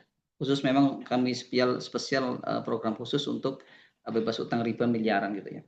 Jadi hari Sabtu, Ahad, 2 hari ya, tanggal 14-16 Februari 2006. Untuk tiketnya itu 5 juta per peserta. Ini sekedar informasi ya Bapak Ibu ya, jadi tidak usah diambil hati gitu ya. Saya juga sekedar menginformasikan saja bahwa di Muslim Business Institute ada program spesial buat teman-teman yang ingin menyelesaikan utang riba. Tadi ya sudah kami gambarkan bahwasanya nanti kita akan pandu. Kalau untuk utang riba itu, insya Allah kita akan senantiasa mendampingi ya. Jadi prosesnya memang berbeda dengan proses pengembangan bisnis gitu ya. Jadi proses penyelesaian utang itu lumayan gitu ya, lumayan butuh konsentrasi yang penuh. Kalau untuk pengembangan usaha itu masalah strategi saja gitu. Kalau ini karena berhadapan dengan pihak lembaga ya, lembaga kredit, jadi kita memang butuh strategi khusus. Dan itu memang relatif tidak sama satu lembaga dengan lembaga lain, satu kegiatan kredit dengan kegiatan lain itu berbeda, nggak bisa disamakan proses penyelesaiannya. Walaupun strateginya sama, tapi dia punya keunikan sendiri-sendiri gitu. Baik Bapak Ibu ya, bagi Bapak Ibu yang hendak mengikuti program kami ini. Untuk Kalimantan saya berharap kegiatannya di sana sajalah ya. Biar saya yang terbang ke sana enggak apa-apa gitu ya. Tapi kalau yang wilayah sekitaran Jawa bolehlah nanti di Purwokerto gitu ya, tanggal 14 15 untuk HTM-nya itu 5 juta per peserta, tapi spesial buat teman-teman yang ikut hadir di webinar ini cukup bayar 4 juta saja. Tapi mohon maaf ini di luar penginapan gitu ya. Baik, itu saja yang dapat saya sampaikan. Nanti habis ini kita bisa bincang-bincang, diskusi. Kita akan berbagi ya, solusi awalnya bagaimana untuk penyelesaian utang. Kita mulai bertahap apa yang harus dilakukan. Demikian, silakan bagi teman-teman yang mau bergabung bisa hubungi nomor di 0858 7833 0735 atau bisa juga melalui grup nanti. Baik, terima kasih. Ya, ini programnya insya Allah tanggal 14-15 Februari. Ini spesial khusus, ya event khusus untuk penyelesaian utang. Jadi bukan untuk bisnis ya. Ini khusus untuk penyelesaian utang karena ini event spesial. Bukan untuk pengembangan bisnis. Nanti di pengembangan bisnis itu ada di bulan April. Baik, jadi kami akan membantu dan memfasilitasi pengusaha miliarder muslim dengan omset besar tapi profit kecil karena bocor, tercekik utang ribawi ya, melalui apa? Melalui private training, mentoring dan coaching bisnis. Baik. Oke. Pak, untuk daftar hadirnya di mana ya? Ya, bagaimana? Untuk daftar hadirnya di mana ya? Oh, kebetulan ini acara di Purwokerto. Ian Firman. Oh, bukan untuk daftar hadir yang ikut webinar malam ini. Oh, kita nggak ini kok. Kita nggak ini ada di kolom ini. Saya enggak. Nanti kita akan ada rekodnya buat saya. Siapa saja yang ikut. Oh, baik, terima kasih. Oke. Ya, itu apa yang dapat saya sampaikan. Kita diskusi saja habis ini. Oke, saya stop screen aja dulu. Oke, silakan. Bila ada yang mau ditanyakan, mau teknis boleh. Kalau enggak saya minta punten.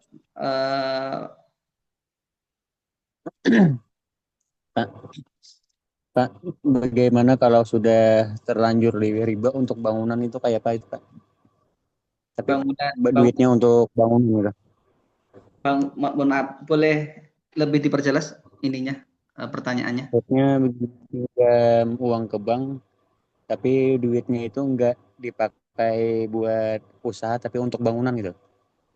Untuk bangunan. Oh, bangunannya ada. Ada. Oke. Tetap itu bayar bunga ya?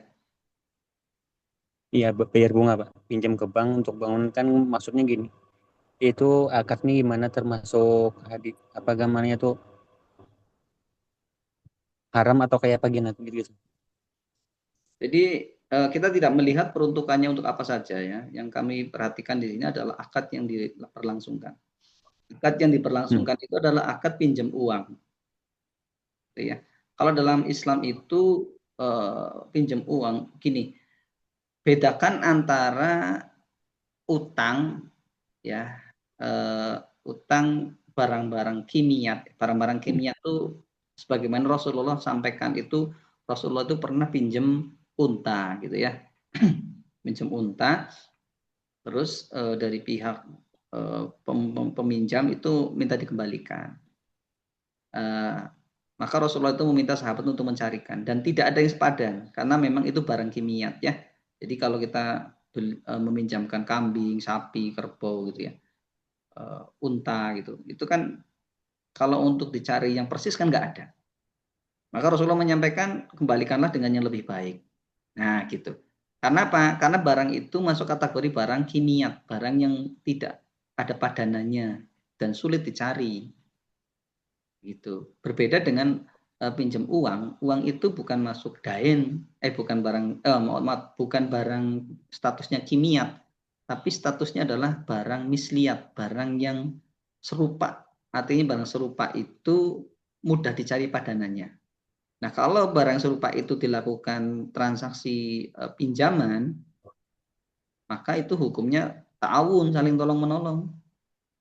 Nah, kalau itu kok diambil manfaat, maka tadi dalil kulu qardin jarah bahwa kulu qardin jarah manfaat bahwa riba, bahwa semua bentuk qard pinjaman, salah satu adalah uang di dalamnya dan mengambil manfaat, ada bunga, itu adalah riba. Dan itu hukumnya haram. Itu Pian. Yang gitu. Makasih, Pak. Iya, jadi kita nanti bisa kita selesaikan lah ya dengan cara yang ahsan gitu ya. Baik, ada lagi silakan.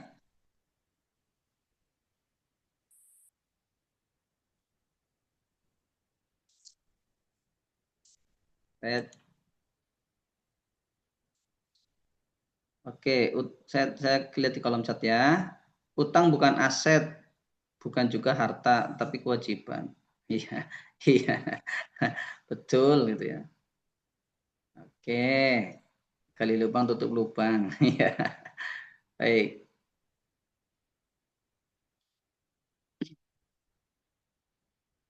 Orang yang berlindung dari hutang itu gimana itu, Pak? Bagaimana? Kebiasaan orang yang maksudnya gini. Rancak mendengar orang berkisah itu kadang hutang, kada bisa jalan usaha aja. Artinya kan berlindung dari hutang gitu. Oh, begitu. Iya.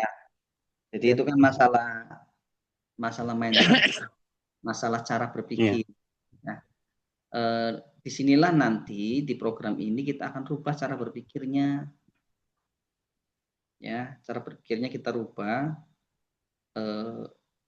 Itu kan cara berpikir yang memang ditanamkan oleh para penjajah ribawi gitu kan, agar jualannya laku kan. Tadi sudah dijelaskan di awal. Faktanya mereka tidak menolong kok. Iya kan? Ya tadi anu pas mic-nya kada jelas tadi Pak, jadi betakon nanya biasa nih. Tidak apa-apa. Nanti ini bisa ditonton ulang nanti saya masukin ke YouTube kok. Nanti bisa ditonton ulang. Gitu. Jadi pada prinsipnya tidak ada istilah di mereka itu menolong. Sekarang saya tanya aja deh, gampang deh. Lembaga perkreditan itu statusnya lembaga sosial atau lembaga bisnis? Kayaknya bisnis, Pak. Iya. Kalau lembaga bisnis orientasinya apa? cari untung. Cari untung. Betul. Yang jadi problem, ya, uang itu masuk kategori komoditi atau bukan? Maksud gimana, Pak? Ya, dalam bisnis kan kita kan mentransaksikan komoditas. Uang Iya, itu masuk dalam kategori komoditas bukan? termasuk Pak komunitas. Bukan. Bukan. Komoditas itu kan cuma dua, jasa dan barang. Oh iya, iya, betul. Uang itu kan alat tukar. Hmm. Nah, disinilah problemnya. Maka Islam itu melarang namanya alat tukar itu diperjualbelikan. Oh iya, iya, betul. Iya, ya. Jadi problemnya ada di situ. Kalau alat tukar itu diperjualbelikan, apa yang terjadi? Inflasi. Masih ingat? Dinar berapa dulu Rasulullah satu dinar dapat berapa? Dapat satu ekor kambing? Iya. Sekarang satu dinar berapa? Satu dinar itu Orang paham itu, Pak. satu dinar itu 4 gram. Satu dinar itu 4 gram. Kalau 1 gramnya sekarang itu 1,5 juta, berarti kali 4. Udah 6 juta. Dapat kambing nggak? Dapat. Dapat kambing di sini, Pak. Kambing gede ya. Iya. Gemuk. Iya. Mata uang itu dinar itu ya begitu, nggak pernah berubah nilainya gitu loh. Beda kan rupiah. Dulu zamannya saya 5 perak itu dapat permen 5 gitu kan. Sekarang 5 perak ada nggak uang rupanya? Kan nggak ada ya. Iya gitu. Perhatikan lagi. Kalau kita membuat uang gitu ya, antara uang 100.000 dengan 50.000, kira-kira ongkos pembikinannya sama nggak? Ongkos produksinya? Kayaknya sama, Pak. Sama. Tapi Kan kenapa? sama-sama satu. Iya, kenapa di lapangan nilainya jadi berbeda? Cuman gara-gara ditambahin nolnya, sama warnanya berbeda. Informasi. Itulah namanya sihir Firaun. Kita tuh kena sihir gitu ya. Ya. Jadi ribawi itu sumber inflasi gitu ya. Jadi jangan pernah siapapun gitu ya yang menjalankan bisnis perekonomian, baik itu perorangan ataupun komunitas ataupun ormas ataupun negara yang di dalamnya itu menggunakan ribawi, jangan pernah akan mendapatkan keridhaan Allah gitu ya. Gitu ya. Jadi karena sudah menyalahi gitu, menyalahi Al-Qur'an surat Al-Baqarah ayat 275, dan itu dalilnya bersifat umum dan dalil yang bersifat khusus. Dalilnya dalil umum ya. Apakah itu dilakukan oleh perorangan, individu, apakah itu dilakukan oleh kelompok ataupun dilakukan oleh negara, sama saja dalilnya ya itu. Oke, ada yang lain silakan. Bu Taryati silakan. Ada yang bisa saya bantu Ibu? Langkah-langkahnya udah sampai di mana? Oh, belum lagi Om. Baik,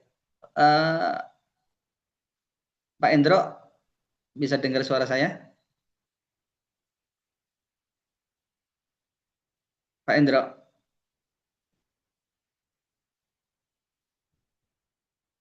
Oke, ya, ternyata beliau tidak merespon. Oke, Pak Tidur Hirman, kalau gimana Pak Hirman? Tanggapannya gimana Pak Hirman? Kita bikin acara di Martapura atau di Kondangan? Siap, Pak. kandangan. Mungkin di kandangan bisa. Oh, siap. Masa Pak Sotopo aja yang bantu. Nah, Mas Topo, Ya. gimana tuh tantangannya? Mau diambil atau tidak tuh? Gampang aja, Pak. Kita siapkan nanti. Oke. Siap. Oke, kami siapkan, Pak. Oke, nggak usah banyak-banyak lah, 15 orang dah. Siap. Oke. Ya kalau lebih sih nggak apa-apa sih, cuman kita memang butuh effort aja nanti kalau lebih.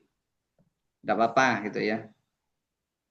Kalau kita siap meluncur ke Kalimantan Selatan. Ya, Ya Ustaz. Siap. Oke. Ya, Alhamdulillah nih Pak Indro sudah menampilkan. Oh Pak Indro, mohon silakan berkenan untuk berbagi sharing penyelesaian utangnya. Sharing tentang apa nih Ustaz? Artinya kita kan seringkali sudah mendapatkan pemahaman tentang utang riba, tapi pada saat mau action itu kebingungan gitu kan. Iya. Ya, monggo. Ya mungkin seperti yang diajarkan di teman-teman komunitas anti riba dimanapun berada, insya Allah sama. Jadi memang langkah yang utama adalah stop cicilan, Nice. stop angsuran. Nah, Yang pertama itu stop angsuran. Kemudian paling tidak itu mungkin butuh waktu sampai berapa ya? Call 5 ya, maksimal call 5 ya. Ya sekarang sampai call 2, 3, call 3, 4 itu sudah mulai dikejar-kejar. Call 5 mungkin mereka sudah menyerah. Sudah sampai ke apa iya? titik macet. Sampai ke titik macet itu mereka udah menyerah. Akhirnya mereka biasanya itu berbondong-bondong dari tingkat cabang, wilayah sampai pusat itu mendatangi kita. Itu intinya menanyakan maunya gimana, Iya, maunya Bapak itu bagaimana. mantap. Kami kan sudah memberikan kredit ke Bapak, sekarang kami mau menagih uang kami meminta uang kami. Bapak sudah dibantu, sudah dikasih pencairan, sekarang giliran kami akan mengambil hak kami, mengambil uang kami. Nah, kalau di kami kan, kami punya aset ya, bahwa dia selalu mengatakan rugi gitu. Kalau menurut saya, bank itu nggak akan pernah rugi, karena uang Anda di saya itu masih utuh. Taruhlah misalnya saya pinjam 1 miliar, itu sampai kapanpun tetap 1 miliar, nggak mungkin turun 900 juta atau 990 juta pun nggak mungkin. Bahkan kalau ada hitungan bunga, denda, dan lainnya itu malah bertambah. Nah, tapi kemarin kami sudah akhirnya melayangkan surat, kan. Mereka menurunkan SP1, SP2, SP3, kita jawab dengan tulisan, dengan redaksi, dengan surat. Gitu. Karena mereka memberikan surat, kami jawabnya dengan surat. Karena kalau hanya omongan, janji-janji dari pimpinan cabang atau mungkin itu tidak bisa menjadikan satu bukti buat kita, karena mereka suatu saat bisa pindah, mereka suatu saat bisa resign atau mungkin mereka pensiun. Jadi kita nggak bisa mau mengandalkan omongan dari para pegawai bank.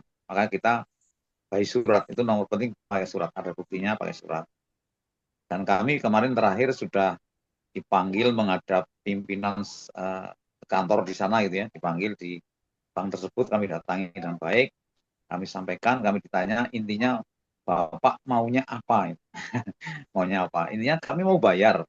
Kami mau bayar, kalau utang itu tetap kami bayar. Kami sampai mati pun kami bayar. Kami sudah mewasiatkan kepada anak-anak istri, itu kalau saya meninggal duluan, itu mereka siap untuk membayar utang saya, tentunya dengan aset yang ada. Dan saya punya aset saya melebihi dari utang saya. Bahkan aset yang menjadi jaminan itu nilainya 2 kali lebih daripada utang yang saya punya. Jadi bank nggak usah khawatir tuh. Dan cara penyesalan saya adalah karena kondisi ekonomi sekarang lagi turun ya, turun. Tapi intinya bahwa kami basicnya tidak mau membayar itu karena memang itu riba. Intinya itu. Jadi kita sudah berpegang teguh karena riba itu kami tidak membayar. Tapi kami akan membayar utangnya itu pokoknya saja. Jadi dengan cara apa? Cara kami akan menjual aset kami. Nah, selama proses menjual aset kami tetap berusaha mengumpulkan atau menabung lah dari usaha kami untuk membayar utang-utang kami. Ya, kalau aset itu ternyata memang harus lepas, ya itu memang qadarullah seperti itu. Karena itu semua titipan dari Allah, Allah mengambilnya kembali juga kami sudah siap. Jadi kita sudah siap melepaskan kemelekatannya. Tapi kalau Allah masih menghendaki kita dengan menabung, nanti kita sudah cukup uang untuk melunasi, kita bisa melunasinya, aset tidak akan lepas. Nah, nanti kita tergantung Allah saja. Allah bagaimana Allah akan memberikan takdirnya kepada kami, apakah kami masih bisa memiliki aset tersebut atau memang aset itu harus lepas, kami sudah siap. Itu seperti itu, Pak. Baik. Terima kasih, Hendro. Jadi teman-teman semua, sahabatku semua yang dirahmati oleh Allah, pada prinsipnya pada saat kita proses penyelesaian utang riba itu kembali kepada tadi akidah kita, ya, akidah uluhiyah. Bahwasanya kita dalam menjalani aktivitas kehidupan ini tidak boleh melanggar keimanan kita, kan gitu. Maka itulah satu-satu alasan yang paling kuat di mana kita akan hijrah itu karena keimanan, bukan karena, mohon maaf ya, bukan karena tidak bisa bayar atau usaha kita sedang macet atau usaha kita lagi tidak beres gitu atau lain sebagainya, bukan. Ya, bukan karena masalah itu, bukan. Tapi lebih fondasinya adalah pada saat kita hijrah riba itu memang karena itu perintah Allah dan Rasulnya.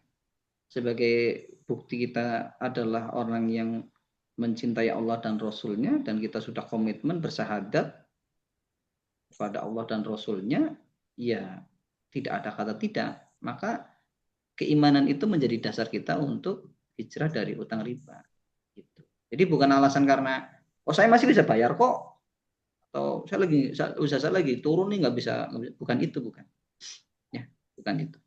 Tapi lebih kepada bahwa ini adalah perintah dari Allah dan Rasulnya, dan kita sebagai hambanya dan sebagai umatnya Rasul, pilihannya cuma satu, samina wa ata'na. Kenapa? Karena implikasi riba itu bukan cuma di dunia, ya, tapi sampai di akhirat. Demikian sahabatku semua, insya Allah saya akan untuk memperdalam lagi dari sisi. Mohon izin sebentar. Ini di webinar ini ada namanya Ibu Siti Aminah dari Wonosobo itu. Kalau boleh tahu Wonosobonya mana ya, Bu? Halo, Ibu Siti Aminah masih on? Baik, lanjut aja. Ya. Barangkali dia tetangga saya, kalau sama di Wonosobo itu. Oh iya, betul. Ya. Oke, dilanjut.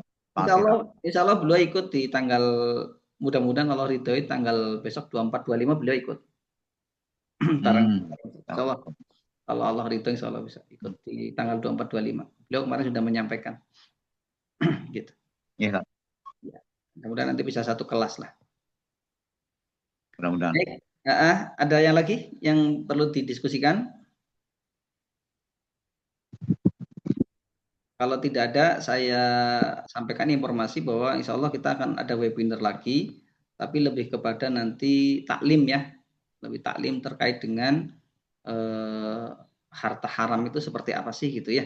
Karena kita sekarang itu, mohon maaf, belum jelas membedakan bahwa ada harta yang kita sendiri tidak tahu ya, apakah harta yang sampai ke rumah kita itu adalah harta halal atau harta haram.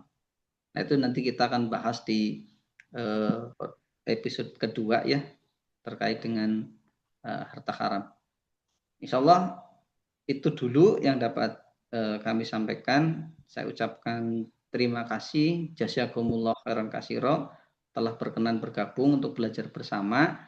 Nanti bila ada pertanyaan boleh di grup, silahkan. Nanti kita akan respon. Kalau terkait langkah-langkahnya, memang memang kalau itu butuh, kalau langkah sebenarnya sih, mohon maaf, bukan lagi menganggap itu tidak menganggap itu mudah, enggak. Tapi sebenarnya permasalahan utamanya itu adalah di akidah saja sih. Kalau permasalahan akidahnya sudah beres, untuk langkah penyelesaian urusan dunianya insya Allah mengalir aja, tidak perlu dipusingkan.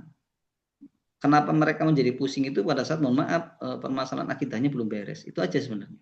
Kalau permasalahan akidahnya sudah beres, insya Allah satu, pertolongan Allah akan cepat datang. Yang kedua, kita tidak terlalu pusing menghadapi permasalahan terkait dengan utang riba itu. Itu hal yang biasa. Maka kita akan bisa fokus untuk mengembangkan usaha kita.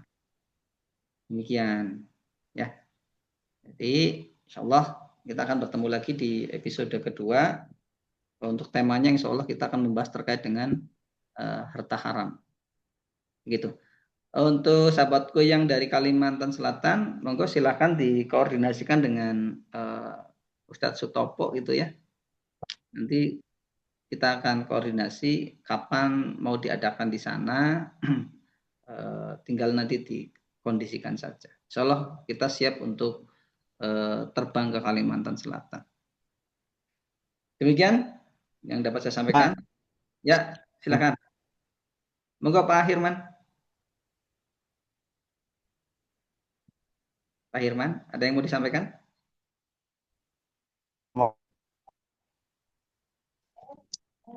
Nanti ke depannya nanti untuk pertemuan itu nanti kami bicara sama Pak Ustadz Sutopo nanti Pak. Baik, siap. Oke, insya Allah. Pertemuan depan kita. Pak. Terima kasih.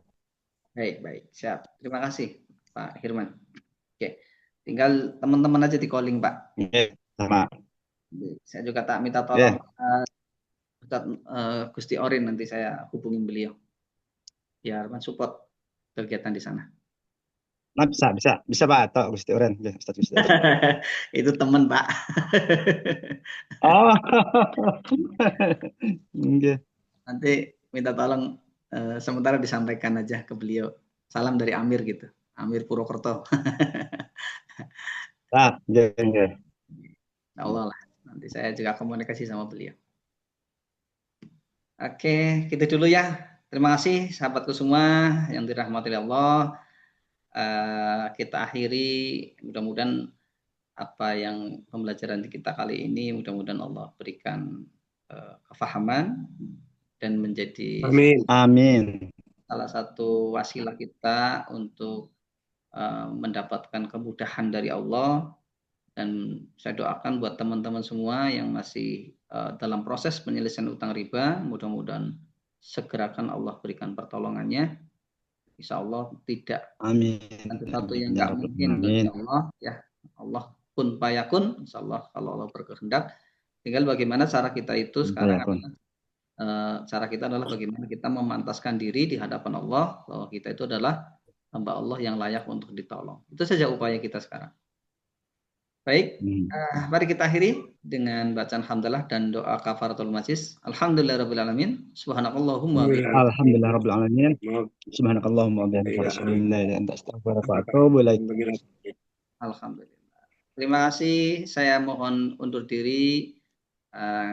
Mudah-mudahan kita di pertemuan besok kita akan bisa bertemu kembali dalam sesi, insya Allah sih.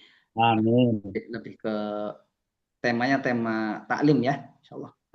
Baik, terima kasih. Assalamualaikum warahmatullahi wabarakatuh.